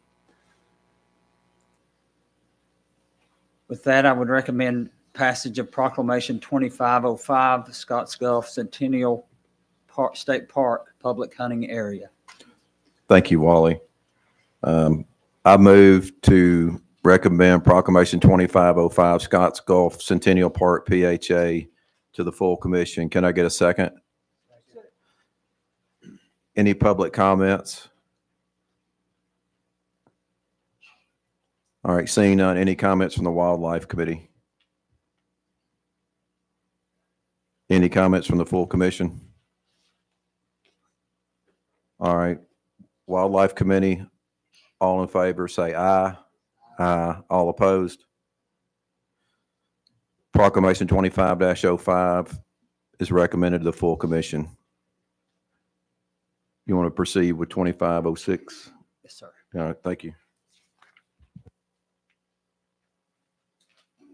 The next proclamation, 2506, is to establish another hunting area, the Wolf River State Forest Public Hunting Area. This area is 5,500 acres in Fayette County, just north of Wolf River WMA, and previously part of the Ames Plantation, if y'all are familiar with that. With that, I'd recommend passage of Proclamation 2506, Wolf River State Forest Public Hunting Area. Thank you, Wally. I recommend we adopt Proclamation 2506, Wolf River State Forest PHA to the full commission. Can I get a second? Any public comments? Any comments from the Wildlife Committee? I commend you for not making it a WMA, just making it a public hunting area. And I suppose it'll be same as statewide season. We will have those hunting season recommendations in the WMA Proc, but it's not exactly same as statewide. And these recommendations were based on the partner request. It is owned by Division of Department of Agriculture, Tennessee Division of Forestry. Thank you. Any other comments from the commission? All right, we'll take a vote. All in favor of Proclamation 25-06, say aye. Any opposed? All right, Proclamation 25-06 is recommended to the full commission. All right, next we've got Proclamation 25-07. Thank you, sir. Our next proclamation is our Wildlife Management Area proclamation. We want to provide a little bit of feedback from the public comments that were provided to us since our meeting in March. We do have a few statewide WMA regulations as well as the individual WMA regulations themselves. Since March, we did receive 144 total comments concerning our WMAs. 38 of those were regarding the statewide WMA regulations that I'll get into shortly. We had 56 comments about our individual recommendations for WMAs, which mostly were in favor. However, we did have a few exceptions. We had a split opinion at our Cheatham Lake recommendation, as well as our Fall Creek Falls State Park recommendation, and our Catoosa turkey hunt, moving back the turkey season. All others were pretty much in favor of our recommendations we brought for the commission in March. We also had 50 comments about various topics on other WMAs concerning our habitat condition, both good and bad, antler restrictions for and against, and overall to provide more hunting opportunity on our WMAs. So our statewide regulations to comply with Tennessee Code Annotated, we want to add fluorescent pink, the language fluorescent pink, everywhere hunter orange is mentioned in the WMA proclamation. The other statewide recommendation is for small game hunters to wear 500 square inches of fluorescent orange or pink when big game seasons are occurring. This is a change from March to add the 500 square inches due to the fact that a lot of other WMAs were already had some fashion of this recommendation in place. So want to make it simple and consistent across the state. The other statewide regulation is also regarding fluorescent orange or pink, but to require big game hunters hunting from a blind to display an article of orange or pink cloth or something fluorescent within 25 feet and visible from all sides, except for turkey hunters. This does not exclude our hunters from wearing the 500 square inches of orange as required by state law. Getting into the region WMA the region WMA recommendations. The Gin Creek, we've had some safety issues at Big Sandy, and we want to recommend no temporary hunting during the first 2 days of each segment of the late waterfowl season, and hunting will only be allowed from tier sites during these days. Pagoda and John Tully, the youth dove hunt to open on Saturday or Labor Day only, and not on Sunday when opening day occurs on a Sunday. At Manna Swamp Refuge, add the August archery deer hunt to Weakley County portion of that area due to both Weakley and Gibson counties being in the same deer hunt unit now. White Oak WMA, previously it had a year-round dog training season, and we do want to restrict that to September 15th to March 1st. And this is a new recommendation that you did not see in March, but to add allowance for first-time hunters to participate in our specialty hunts at Buffalo Ridge Refuge Unit 1, the BOW, Becoming an Outdoor Woman, Hunts for Warrior hunts, and youth hunts, to also include our first-time hunters.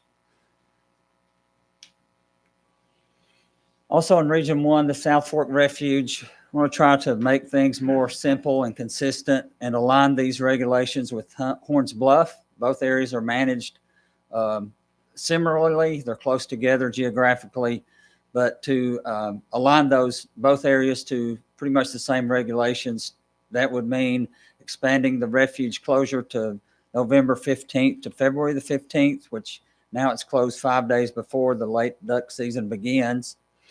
Hunting no longer allowed on the first and last day of the late season when they fall on the weekdays, and waterfowl hunting would only be allowed on Saturday and Sunday. Also to allow goose hunting after the youth and military waterfowl hunt days following the statewide seasons. Lastly, in Region 1, the Wolf River State Forest public hunting area, the regulations would align with Wolf River WMA, which is in close proximity to the state forest. Big game, small game, and trapping is the same as statewide, except for a few exceptions. We want to close it to quail hunting. Rabbit season closes January 31st, and dog training is restricted from September 1 to January 31st. Also, one of the changes from March is instead of a quota hunt as recommended, as a request by the partner to have the spring turkey season same as statewide, as well as the young sportsman's turkey hunt, it as well, same as statewide season. Moving to Region 2, clarify some language. We've had some confusion for the last few years about AEDC and small game hunting the night before the big game quota hunts. This is mainly for raccoon and possum hunters. Clear up that language in the proclamation. At Cheatham WMA, we want to change some generic language verbiage to ensure that archery hunts are closed during the young sportsman hunts in October. Cheatham Lake WMA, we have language to prohibit all activities and waterfowl impoundments during the non-hunting days. Currently, we have hunting days Saturday, Sunday, and Wednesday and Thursday. At Happy Hollow, allow archery deer hunting during the statewide archery, muzzleloader, and gun seasons, except during the deer quota hunts. At Williamsport, move deer quota hunts back 1 week later to coincide with the statewide gun opener. Moving to Region 3 at Bridgestone Firestone, WMA, we want to follow the Unit 4 antlerless bag restriction or bag limits. Instead of 3 per day, this would be 4 antlerless deer during archery, 2 during the muzzleloader, and 2 during the gun. And also restrict or close dog training during December and January for the quail quota hunts that occurred last year. Catoosa, align the spring turkey season with the statewide seasons and remain open for 4 weeks and close on a Sunday. Also at Fall Creek Falls, we've had a partner request to move from the 4 non-quota archery deer hunts in the fall to a 9-day quota hunt with 70 hunters. These will be archery hunts as well as a 3-day non-quota archery hunt. To establish Scotts Gulf, we established Scotts Gulf Centennial State Park. The regulations we want to align with Bridgestone Firestone WMA due to its proximity to Bridgestone.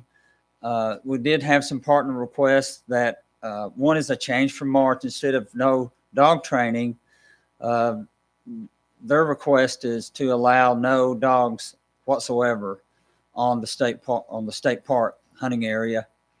Also, to have a 100-foot safety zone on trails and public access points, and camping in designated areas only and by reservation.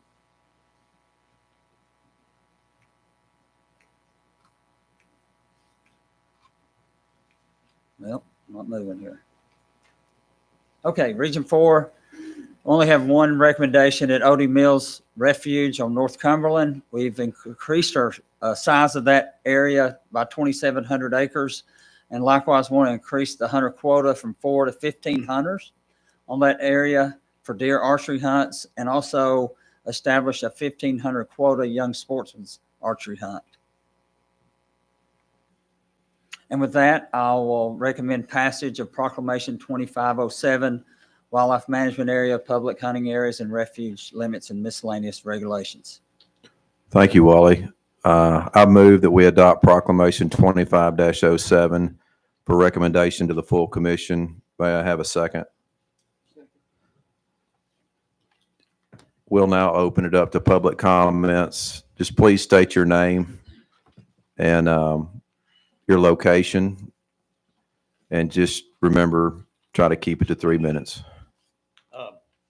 My name is Ron Carrier, and I'm responding to the Cheatham Lake as far as prohibiting all activities. I want y'all to take a look. This is what the current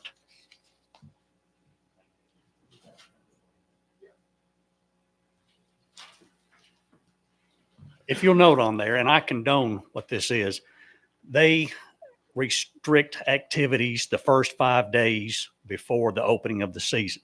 And if you'll note on there, it says as posted. I can assure you that there are no signs anywhere that says that you're limited to that. It has not been a problem, I don't think, in the past. The issue, I believe, has to do with the Dyson's Ditch area that shares a same parking lot with the Bicentennial Trail, and people walk their dogs and do everything down there. We are a number of Cheatham hunters here today. We are concerned that it's going to limit us if they close this activity, especially during freeze ups, that we won't be able to check on our ice eaters, our generation. Do y'all all know what ice eaters are? Okay, it's like weed eaters, string trimmers. They're all. It's hard for a generator or something to run from a Sunday night till a Wednesday morning. So we don't want to have this pass at the Cheatham Lake. It also, we have had in the past hunters that go down there to check on their equipment, and there'll be somebody hunting in a blind. Because of the no signage, they may not know that those days are closed, and they would say something to them. So we would like to keep that, and maybe it keeps a thief from going down there. Hey, I know that, that it's closed, so I'm going to go down there and steal some decoys or electronics or something. So we just would not like to see that issue pass on the Cheatham Lake. And I say, and we're fortunate to have, we got Phil Dawson, who was the sharecropper down there for about 20 years until he retired. And I say we're very fortunate to have him with us here today. Thank you. Thank you, Mr. Carrier. Any other comments from the public?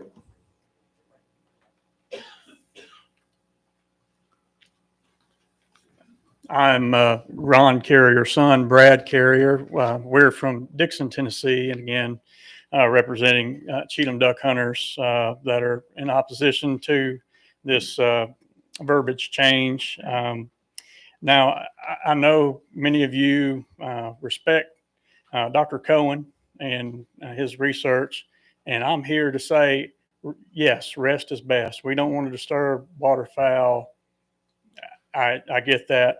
The big issue again is the people coming off the trail, and there's not a enforcement presence there that will, I guess, impact this verbiage change to be any more enforceable than some of the other regulations, like the 4 a.m. rule that barely gets enforced. There's some people that get in there at midnight on the sub-impoundment when they're not supposed to be there that, will call, ask for somebody to escort them out. That doesn't get addressed. So adding additional verbiage here is not going to make a change to that. I hope it does. And maybe they'll take that to heart. Yes, I think signage is needed, but Dr. Cohen said it takes 3 days of rest for ducks to get back into an area. We have 2 days, and so we do see a minimal impact with ducks. Our better days are the days after a rest. But again, we're not getting ducks moving off the refuge to a point where this is being making a great impact. The other thing, if y'all do decide to go move forward with this verbiage change, I would love to see an amendment at least to create a 10-2 rule. Also using Dr. Cohen as reference, and I have meeting minutes from where he presented back in 2022 for what he said here, but would love to have a 10-2 rule for us to be able to go check in on our equipment, ice eaters running. If this is for better hunt opportunities, if we don't have an open hole when we get there, we're disturbing other hunters when we're hunting, and also probably the ducks on the refuge. So if we are able to have that 10-2 rule, that would be great. Thank you so much. Thank you. Any other public comments?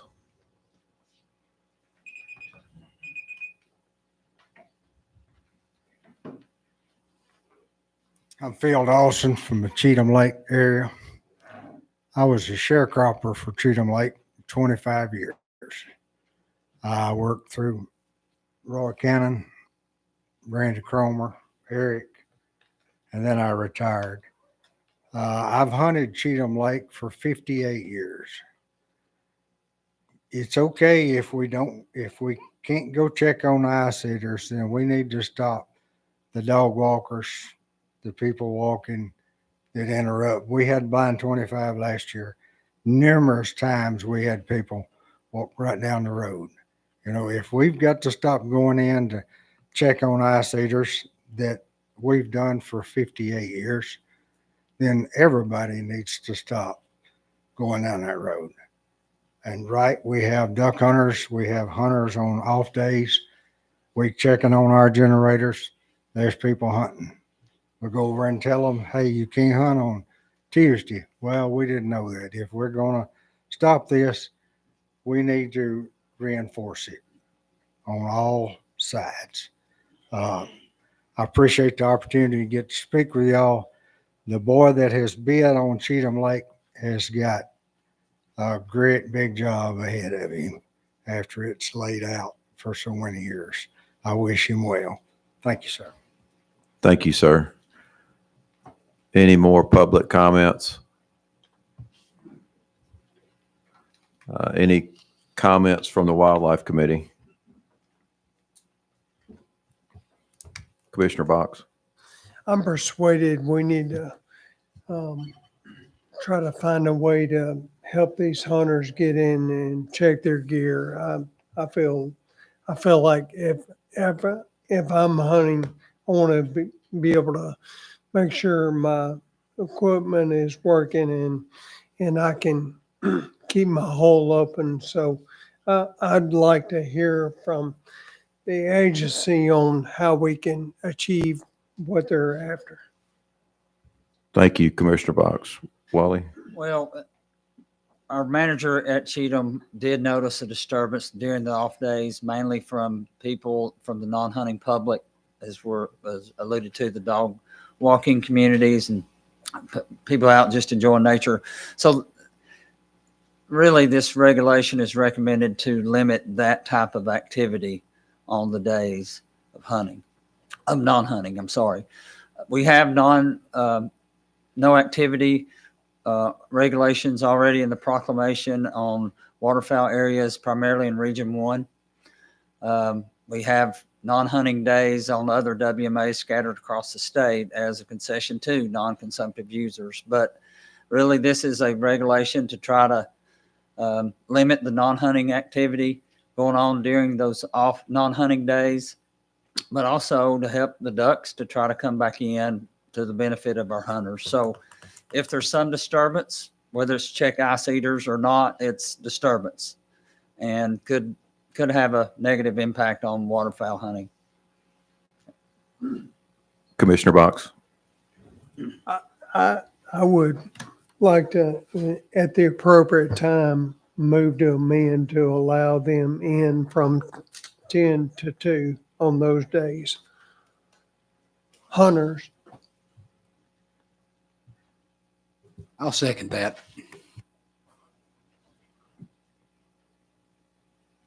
Any other comment?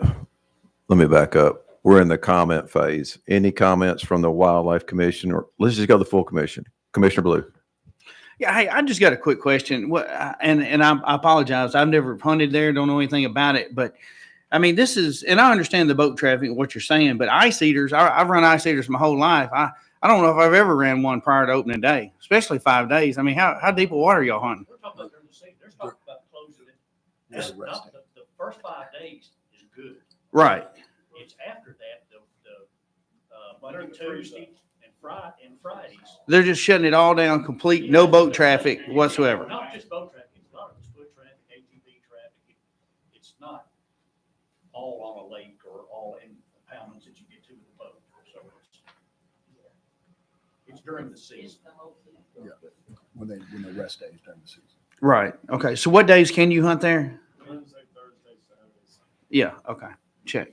So if you got to freeze up, if you put your ice around Sunday, you got to hope your generator, whatever, lasts till Wednesday morning. All right. Mm-hmm. Access Monday, Tuesday, 10 to 2, just to run in, check, and get. I got you. So a 10 to 2 deal. Yeah, I mean that. Hey, I'm not opposed to this. I'm all for it. But if we do it here, it's going to be something across every WMA across the state. They're going to want it too. So just keep that in mind. Every WMA that we have, flooded water. I'm not saying I'm opposed to it, but I'm just saying You know, if we're going to do one, we're going to do them all. You know, Most of them are open every day and they close at 3. well, some are and some aren't. You know, there's some in Henry Benton County that don't. You know, we have closed days on Big Sandy, Gin Creek type stuff. Camden's open every day though. You know, you can hunt till 3. But I found if you run them off propane rather than gas, they run a lot longer. Yeah.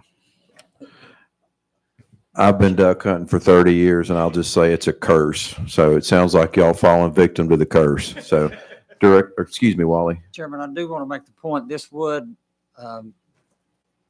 let boat traffic and all other traffic continue to occur during those non-hunting days. So it's not just people on land, but people on the water too. But it's when they're on the refuge. Well, this is something. Can y'all come to the microphone, please? Excuse me for being direct. Okay, well, the regulation states sub-impoundment. Cheatham Lake, a lot of it is navigable. You can, most of the barge traffic, what have you. You have 3 blinds that are in their own sub-impoundment in Johnson's Creek. And then you have all of Hudgens Slough is a sub-impoundment, and all of Dyson's Ditch is sub-impoundment. So as far as the regulations, this would just allow us to come in if this proclamation or if the amendment, it would allow us to come in. A lot of this has to do with Dyson's Ditch. That would mainly all, except for 2 blinds, be by 4-wheeler. Most of that is accessible by 4-wheeler. And then that's where the tier 2 blinds are. So there are 4 blinds right there that are impacted by these people walking off the trail directly. But as far as this is concerned, this is about the sub-impoundment. So boat traffic, while yes, Hudgens Slough would be more boat traffic, there's not going to be any less boat traffic in Johnson's Creek, because Johnson's Creek, you're going to have somebody fishing in Johnson's Creek right in front of the blind. There's no restriction there. And they're on the refuge.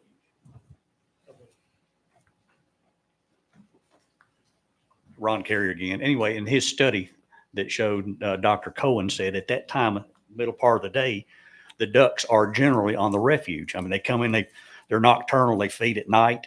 You know, they get up early in the morning, they leave, and you don't see many ducks between that 10 and 2 period. It's, you know, after the 2 or before the 10 is when the ducks are in that area. So you typically should not be disturbing much in the way of the ducks. Thank you.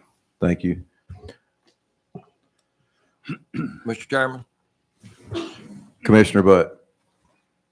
That area that's of discussion falls within my district, and I've had discussion with hunters on a number of occasions, and they're primarily talking about when there's a freeze and ice, and primarily they're talking about being able to access their blinds either by ATV or by walking.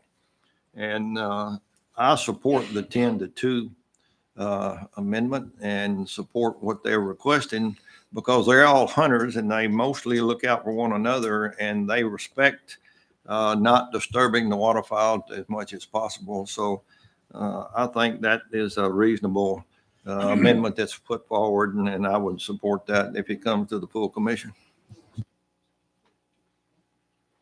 Any other comments from the commission? Commissioner. So I got a question on a different, Wally, on Fall Creek Falls, the archery hunts were changed from 4 hunts to looks like 2. There are 2 hunts, the same number of days per season. That's the question. So we didn't lose any hunting days. That's correct. They just put them all together. That is correct. So second question about Fall Creek Falls, there are no dogs allowed. What kind of dogs are there? Are they bird dogs, squirrel dogs? What are they prohibiting? Are you talking about Fall Creek Falls or Scotts Gulf? or Maybe it's Scotts Gulf. I thought it was Fall Creek Falls. probably both would be squirrel hunters mostly. Most of those areas are wooded. So it'd be squirrel hunters mostly. All right, so if they're not allowing that, do they not allow dogs for anyone? So the state park rule and regulation has a restriction of dogs or any kind of pets for that matter on a leash. However, there is another sentence or a paragraph that would allow dogs as promulgated by the commission, the Tennessee Wildlife Fish Commission. But it just seems fair or unfair if the hunters are not going to have to be allowed to have dogs, then, you know, you say leashes on the hikers, but the hikers don't keep dogs leashed. They let the dogs run. So I just wonder if this is something they've asked us, do we have to comply with that? Well, it was a partner request and we were trying to honor their request. Okay.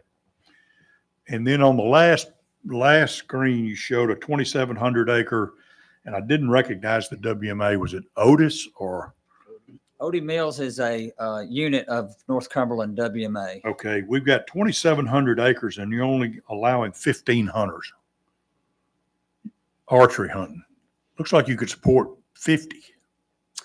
I would have to defer to Region 4, but I understand this is a new area and participation has been low anyway. But other than that, I'm not sure how they came up with the 15-person quota. Region 4 represented. You just stepped out. John Mike's there again. You welcome back. Now, the Odie Mills is unique. Commissioner Button knows it very well. It borders Jim Shipley's farm. And we work with Jim quite a bit. But anyhow, this property also borders Come Gap National Park. It is known for big deer, and that's what we want to manage it for. That's the reason it's archery only. We've got several requests. Please provide a place where we can hunt during the gun season, muzzleloader season, and archery hunt and have an opportunity to harvest a big deer. The property that we gained through the conservation easement is over 2,000 acres. It was managed by a hunting club, and that's what they managed it for. So with Cumberland Gap there, you have a little bit of refuge to protect some of the deer, and also that it's been managed for big deer. They usually kill 3 to 4 140 plus deer on that property every year. So that's what we're trying to manage it for. Basically, it's very similar to the acreage per hunter that they have at President's Island. And that's what we based that on. President's Island a lot more hunters. It is. And part of it is we're trying to ease into this to see how it's going to work. Is it obviously it's a draw. Yes, sir. Could you not have 2 draws and have 30? Well, there's in that 15 on each hunt, there's 3 hunts, 2 adults and 1 is a juvenile hunt. So we're hunting So potentially 45 hunters. 45 hunters. Okay. All right. That's better. Thank you. You're welcome. Thank you, Commissioner Cox. Commissioner Butt? I had the opportunity to visit that area and talk with the park ranger on a lengthy discussion, and they would like to see elk moved into that area from a historical standpoint. So, you know, that might be something that we would consider moving forward, because if you've never been there, then you ought to go and understand the terrain and the topography of that area. And so that would be something for us to consider. And I think it would be worthy consideration. Thank you, Commissioner Butt. Any other commissioners? Okay, at this time, I'll now entertain amendments to Proclamation 25-07. Commissioner Box? Yes, I would move to amend to allow access on the restricted days from 10 a.m. to 2 p.m.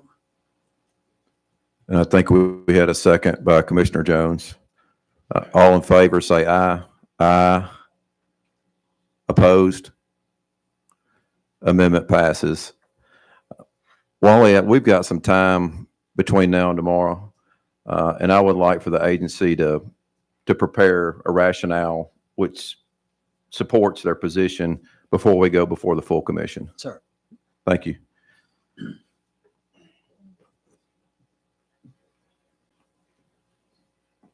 All right, so now we need the Wildlife Committee to vote on Proclamation 25-07 as amended.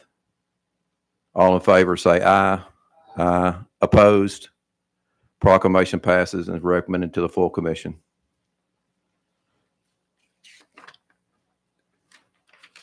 I'm almost done. At this time, I would just like to open up to the full commission and the Wildlife Committee if they have any comments or questions related to today. Seeing none, Chairman Devaney, I am glad to say that's the end of my report. I was going to hand the gavel over to you tomorrow. You going to get ready? Please don't. No, thank you. Thank you, Chairman. Thank you, members of the committee. And thank you, TWR staff for it's a big process. So really appreciate that. We'll now move to Chairman Chip Saltzman with the Budget Committee. Thank you, Mr. Chairman. Budget Chief Ken Tarkington will give us our agency financial report. Thank you, Mr. Chairman. I'd like to take the next hour or so and I would like to limit discussion to 5 minutes. okay. I was going to say it may not take that long. If you would look at the slides, I'm going to report on the month of February, financial report for month of February. On the boating side of the fund, our registration income is approximately $130,000 ahead of our projected, and the expense to the allotment through February is just shy of 40%. On the wildlife fund, wildlife side of the house, we have approximately $1,346,000 revenue increase over what we have projected, while the expense to total of the allotment is 38%. The wetlands acquisition fund for February has approximately $25,300,000. And then the last slide depicts the balances of the investment funds held with the Treasury. The SPIF's SPIF or State Pool Investment Fund is currently earning 4.34%. Any questions, comments? Yes, sir.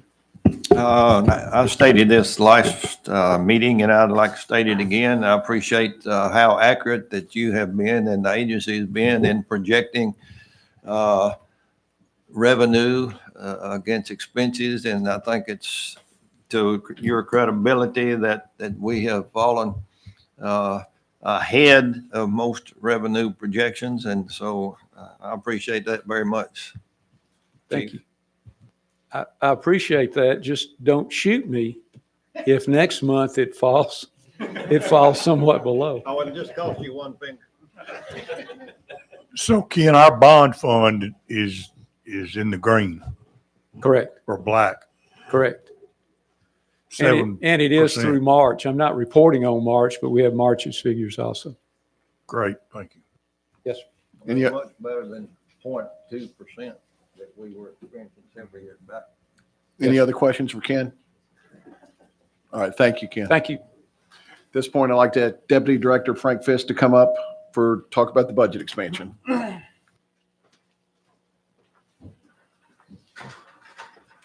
All right. Good afternoon, Commissioners. I've got one budget expansion for you to hear today. As you know, we've had a series of disasters this year, natural disasters, and the big one was Hurricane Helene. We have several projects that we're still sorting out, like exactly how much it's going to cost. Of course, everything that gets done, we expect to be reimbursed 100% through TEMA, FEMA. But in order to do that work, we have to have authorization to spend and then get reimbursed. I didn't want to wait till the August budget cycle in case some of these projects could get started on July 1. So I'm asking that we put $2 million in the budget to cover these kinds of expenses, and we may adjust in August when we come back. So with that, I would just propose that we expand that budget for, that's on the wildlife side, for $2 million. Any questions from the Budget Committee? Commissioner Butt, you have a question? Do we not? No. Any questions from the full committee? Commissioner Cox. All right. So this would be reimbursed, you said? Yes, sir. So we're just, okay, thank you. Yeah, the only question I might have too, if we go ahead and put this in the budget expansion, we spend less, it comes right back. It would not be spent, basically. Okay. So it would come back to the general fund, or? It would never leave. It would never leave. Perfect. All right, seeing no more questions? Is there a motion to approve and refer the budget expansion to the full committee? So moved. Second? All in favor, say aye. Aye. Opposed? We'll move it to the full commission tomorrow. Thank you, Thank you, Chairman. Mr. Chairman, our business is concluded. Thank you, Mr. Chairman. All right. I think this completes the agenda for today, but I do think that we still have some members of the public who want to make comment. They're welcome to come up here and come to the microphone and state their name and who they represent, where they're from. Mr. Mayberry.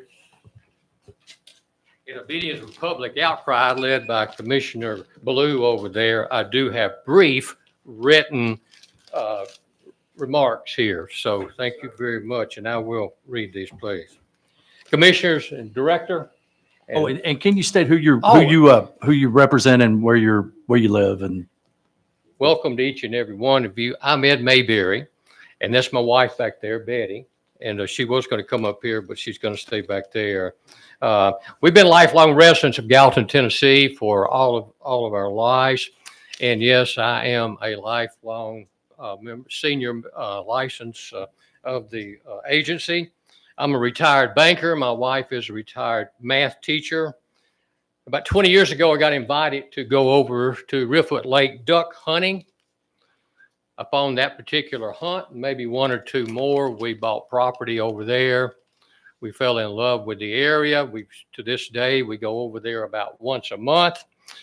For about 15 years, I've been the volunteer chairman of the Sandburg Tourism, and about 3 years ago, got appointed to the Obion County Tourism. So I got a 200-mile trip we do to make our meetings, but we enjoy it because we are there.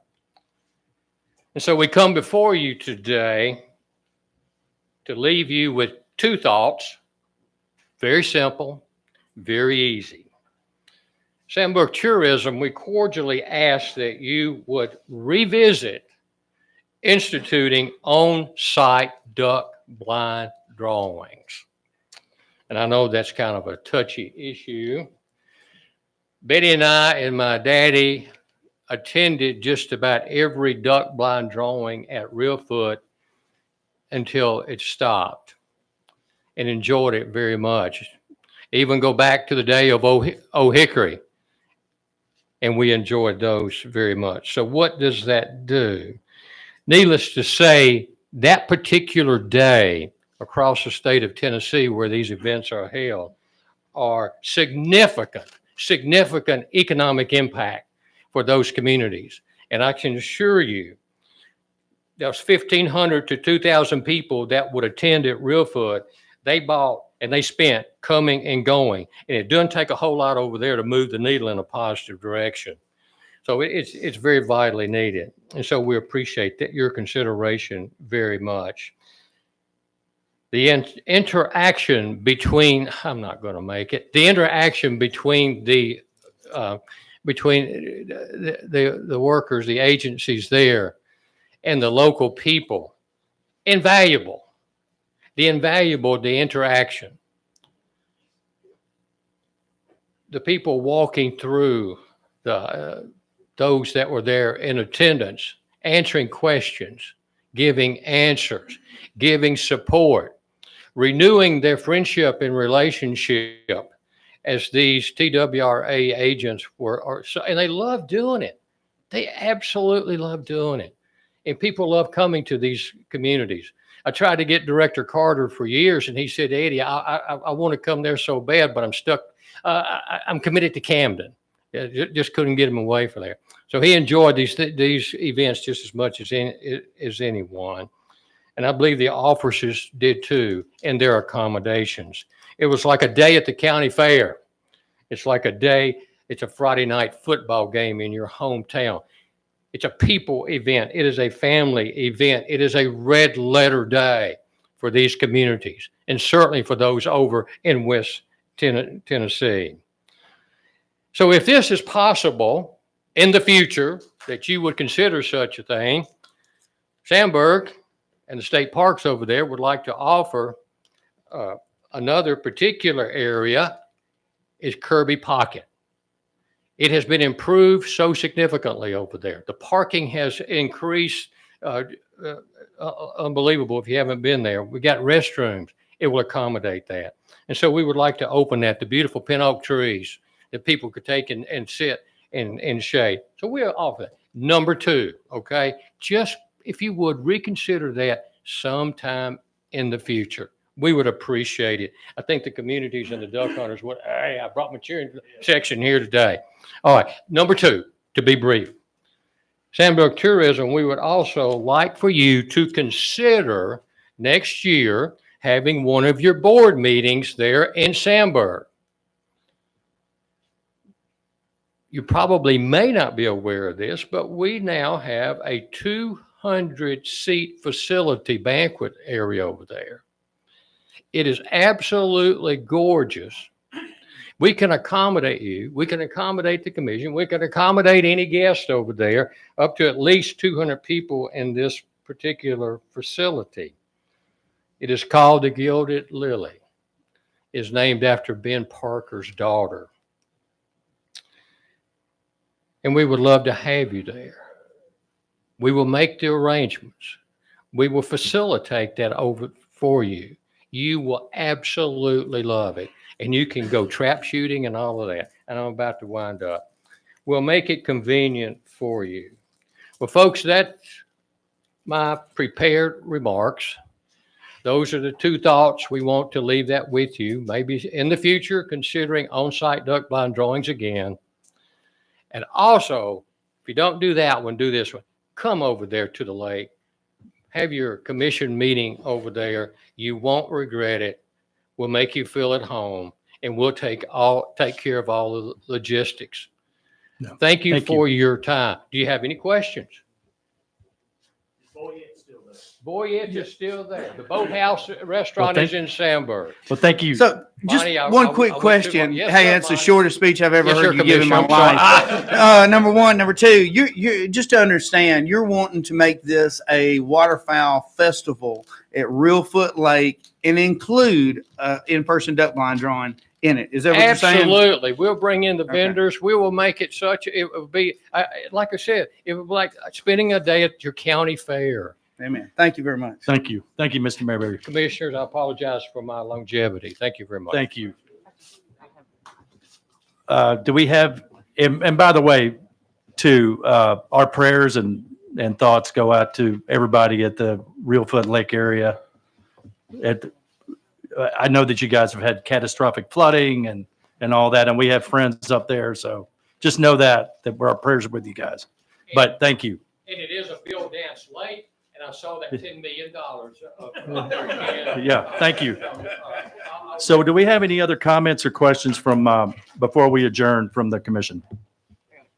Yeah.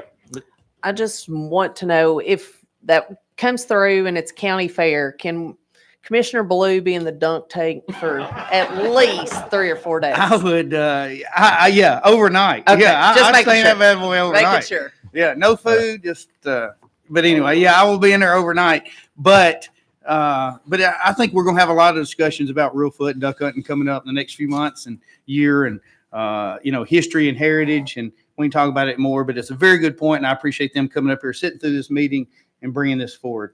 Thank y'all. Thank y'all again. Any other commissioners have any comments or?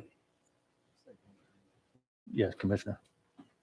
So this is my second meeting, and just wanted to say that I'm so impressed with you guys and all the TWRA members and the emails and the way you guys prepare for us and what y'all do. I mean, these presentations are great, but we're getting the bullet points of all the hard work of you guys at the TWRA, and it's impressive, and what y'all do and what y'all give to us and how you educate us before these meetings. It's a lot. And so I know you're doing a lot. So I really appreciate it. You guys do a fantastic job. Thank you. Anyone else? Okay, before we we're going to recess. I do want to thank everybody for attending today. Also, like to recognize Chuck Yost with TDEC. I know that Andy Holt with the Department of Agriculture was here earlier. So I just want to thank y'all for being here and being present and being part of it. We're going to go into executive session. The public part of this meeting is now concluded. So we're going to go into take a recess and go into executive session.